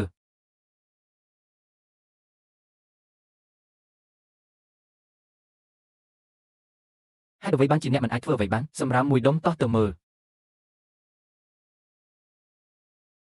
ហេតុអ្វីបានជាអ្នកមិនអាចលាងចានបានច្របាច់សារធាតុសម្អាតចេញដុសវាទាំងខាងក្នុងទាំងខាងក្រៅយើងអស់ស្រោមដៃនៅផ្ទះហើយលោកចេនថែមទាំងត្រូវពាក់ស្រោមដៃពេលសម្អាតទៀតផងកាលនារីវ័យក្មេងរបស់យើងកំពុងមើលថែអ្នកនៅផ្ទះម្ដេចក៏មិនគិតពីប្រពន្ធនិងកូនរបស់គាត់លោកគ្រូវ័យក្មេងតើអ្នកនឹងមកជាមួយខ្ញុំដើម្បីវេចខ្ចប់របស់ខ្ញុំទេតោះចាប់ផ្ដើមនៅមានរឿងជាច្រើនដែលត្រូវរៀនខ្ញុំពិតជាមិនដឹងទេហេតុអ្វីបានជានារីវ័យក្មេងរក្សារបស់ដែលគ្មានប្រយោជន៍នេះវាពិតជារំខានណាស់គាត់មិនអាចបត់សម្លៀកបំពាក់បានទេគាត់បានស្នាក់នៅរយៈពេល3ឆ្នាំមុនពេលចាក់ចេញតើនេះជាចិញ្ចៀនដែលខ្ញុំបានឲ្យទៅនារីនោះនៅពេលនោះមែនទេខ្ញុំមិនបានរំពឹងថាគាត់នៅតែមានវាទេគាត់បានស្នាក់នៅរយៈពេល3ឆ្នាំនារីម្នាក់នេះនៅតែស្រឡាញ់ខ្ញុំនៅក្នុងចិត្តពួកគេអនុញ្ញាតឲ្យខ្ញុំស្នាក់នៅបានត្រឹមតែ3ឆ្នាំប៉ុណ្ណោះដោយសារតែឱកាសនេះអនុញ្ញាតឲ្យខ្ញុំអមដំណើរគាត់ធ្វើឲ្យខ្ញុំសម្ដែងបានល្អគាត់ប្រកាសជានឹងត្រឡប់មកនៅជាមួយខ្ញុំវិញណាលោកចេនមិនបានជួបគាត់អស់រយៈពេលជាច្រើនថ្ងៃមកហើយគាត់មិនទាន់សាមនឹងវានៅឡើយទេហេតុអ្វីបានជាអ្នកត្រឡប់មកវិញអ្នកមិនគួរនៅក្នុងមន្ទីរពិសោធន៍ទេការរៀបចំការងាររបស់មន្ទីរពិសោធន៍របស់ខ្ញុំវាមិនមែនជាកន្លែងរបស់លោកចេនដើម្បីចង្អុលម្រាមដៃទេនេះគឺជាពាក្យបច្ចេកទេសធម្មតាម្ហូបដែលខ្ញុំចូលចិត្តមានតែនៅទីនោះទេខ្ញុំបានទិញវាសម្រាប់គាត់ត្រូវធ្វើអ្វីជីតារបស់ខ្ញុំនៅតែដេកនៅក្នុងមន្ទីរពេទ្យមានអ្វីខុសខ្លះខ្ញុំលួចយកនារីនោះទៅឆៃមែនទេខ្ញុំប្រាប់អ្នកពេលនេះនារីម្នាក់នេះមានតែខ្ញុំនៅក្នុងចិត្តនាងមានអ្វីខុសនារី ហេតុអ្វីបានជាអ្នកត្រឡប់មកវិញតើនោះមិនមែនជាបង្អែមដែលអ្នកចូលចិត្តទេខ្ញុំបានទិញវាជាពិសេសសម្រាប់អ្នកដោយមិននឹកស្មានដល់លោក Chen បានឃើញវាគាត់ត្រូវបានគេវាឲ្យដួល Chen វ៉ាងតើអ្នកកំពុងធ្វើអ្វីអ្នកមិនដឹងទេថាខ្ញុំមិនថតតើអ្នកពិតជាបានប្រព្រឹត្តចំពោះខ្ញុំបែបនេះអស់រយៈពេល5ឆ្នាំកន្លងមកមែនទេខ្ញុំមិនទាន់ពូកែខាងគ្រប់គ្រងសាលានៅឡើយទេគ្មានអ្វីចម្លែកទេដែលក្រុមហ៊ុននេះខ្សែធនខ្ញុំមិនអាចធ្វើវាបានទេខ្ញុំមិនអាចរៀនវាបានទេពួកគេថែមទាំងបានកំពុងនំដែលពួកគេបានឲ្យខ្ញុំទៀតផងអ្វីដែលខ្ញុំញ៉ាំប៉ុន្តែគាត់មិនគួរបង្កើតបែបផែនពិសេសនៅក្នុងវិទ្យាស្ថានស្រាវជ្រាវទេតើថ្នាំពេទ្យលេចឡើងភ្លាមនៅទីនេះដោយរបៀបណាគាត់នៅតែដេកនៅក្នុងមន្ទីរពេទ្យគាត់បានដឹងពីសាលារបស់ខ្ញុំជាលើកដំបូងដំណាក់កាលដំបូងនៃការងាររបស់ខ្ញុំត្រូវបានបញ្ចប់ឥឡូវនេះវាបានចូលដល់ដំណាក់កាលពិសោធន៍ហើយខ្ញុំកំពុងទទួលការពិនិត្យសុខភាពពីគ្រូពេទ្យឥឡូវនេះនោះហើយជាមូលហេតុដែលខ្ញុំមានពេលទំនេរខ្លះខ្ញុំនឹងចាក់ចេញឆាប់នេះតើអ្នកទេគាត់មិនបានប្រាប់អ្នកអំពីចម្ងាយនៅពេលនេះទេហេតុអ្វីបានជាអ្នកមិនសួរបើគាត់មិនបានប្រាប់អ្នកគាត់នៅតែគិតថាគាត់ជាប្រធានអាជីវកម្មគ្រួសារ Chen ប្រអិតក្រទុំនឹងមើលងាយអ្នកដទៃចរិតអាក្រក់ដូច្នេះតើមានអ្នកណាម្នាក់នឹងសម្អាតពីប្រញាយរបស់អ្នកនៅពេលក្រោយទេការឃ្លាតឆ្ងាយពីសង្គមអ្នកមិនចាំបាច់និយាយអ្វីបន្ថែមទៀតទេសម្អាតរឿងនេះចេញទៅក្រៅហើយលុតជង្គង់ចុះចម្ងាយនឹងមិត្តបន្ថែមចេញពីផ្ទះនេះទៅខ្ញុំមិនជឿទេដើមឈើឆ្ងាយចិញ្ចៀននេះគឺជាអំណោយពិសេសសម្រាប់អ្នកនៅតែហូរឈាមដោយសម្ងាត់ខ្ញុំបានដឹងហើ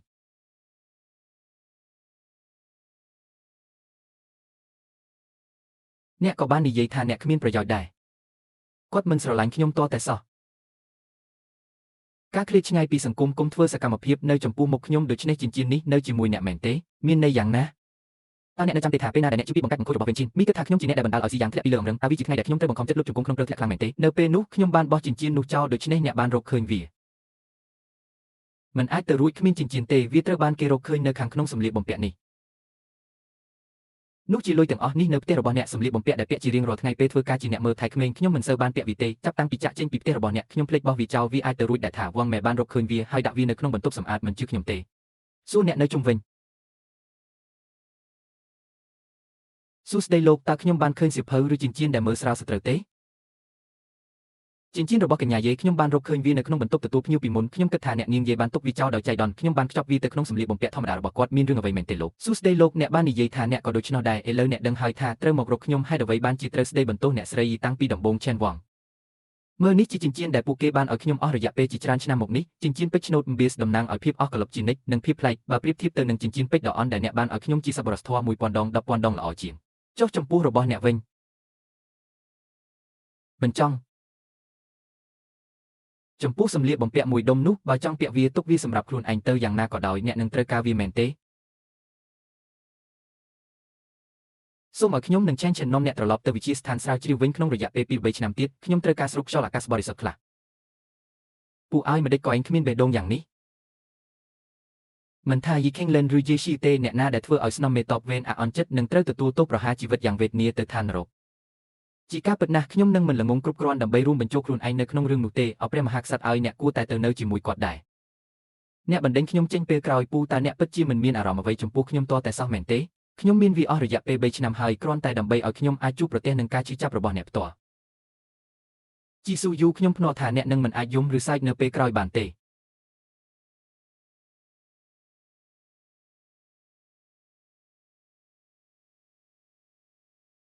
េហេតុអ្វីបានជាឡាននេះមើលទៅខ្លីម្លេះមិនអីទេប្រហែលជាខ្ញុំមិនទាន់សាំនឹងការបើកបរនៅឡើយទេស៊ូយូខ្ញុំបានគិតវារួចរាល់ហើយខ្ញុំពិតជានឹងប្រព្រឹត្តចំពោះអ្នកឲ្យបានល្អខ្ញុំចង់អត់ទោសបាបរបស់ខ្ញុំពិតជានឹងស្នាក់នៅទីនេះរយៈពេល3ឆ្នាំធ្វើឲ្យអ្នកលងស្នេហ៍ខ្ញុំម្ដងទៀតកុំភ្លេចថាគាត់ជាអ្នកបើកបរស៊ូយូតើអ្នកបានអនុញ្ញាតឲ្យChen Wangបើកបរមែនទេកញ្ញាយេលោកវ៉ែនថែនកញ្ញាយេសូមប្រយ័ត្នចំពោះយានយន្តផ្សេងទៀតនៅលើដងផ្លូវ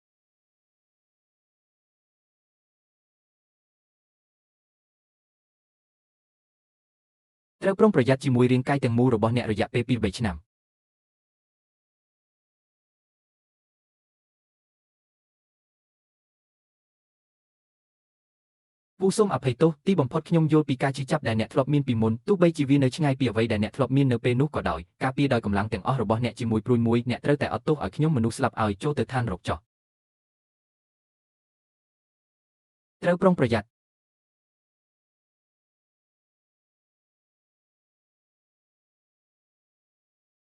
ប៉ុន្តែខ្ញុំប៉ាម៉ាក់ប៉ាភ្ញាក់ឡើងប៉ាឲ្យភ្ញាក់ឡើងម៉ាក់ភ្ញាក់ឡើងប៉ា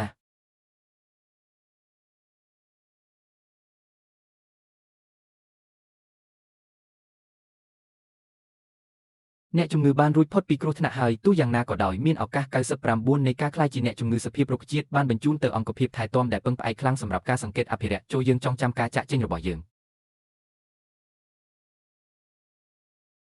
តើអ្នកគិតថារឿងទាំងអស់នេះនៅឆ្នាំនេះជាកំហុសរបស់ខ្ញុំទេជាការពិតណាស់ស៊ីយ៉ូមិនបន្ទោសអ្នកទេពេលនោះចេញចាស់កំពុងស្វែងរកអ្នកទាំងអស់នេះគឺដោយសារតែអ្នកទើបខ្ញុំអាចជួយគាត់បានអ្វីគ្រប់យ៉ាងបន្ទាប់ពីនោះវាក៏ជាមូលហេតុនិងផលប៉ះពាល់របស់គាត់ផងដែរគាត់ត្រូវបានគេទទួលស្គាល់ថាជាសាច់ញាតិកាលពី5ឆ្នាំមុននោះនាំឲ្យមានផលវិបាកទាំងអស់នេះខ្ញុំមិនដែលមានបំណងធ្វើបាបអ្នកណាម្នាក់ឡើយប្រហែលជានេះគ្រាន់តែជាការច្រូតកាត់អ្វីដែលអ្នកសាបព្រោះស៊ូយូកុំបារម្ភអីខ្ញុំនឹងអភិវឌ្ឍថ្នាំពិសេសរបស់អូលឆេនភ្លាមបន្ទាប់ពីនោះកិច្ចការរបស់ចេនវ៉ងអាចទុកអូលឆេនគ្រប់គ្រងបានជួយសង្គ្រោះម្ដាយរបស់យីគឺឆេនឆិនព្រើកំពុងធ្លាក់ព្រើកំពុងធ្លាក់ព្រើឆ្នាំដ៏រុងរឿង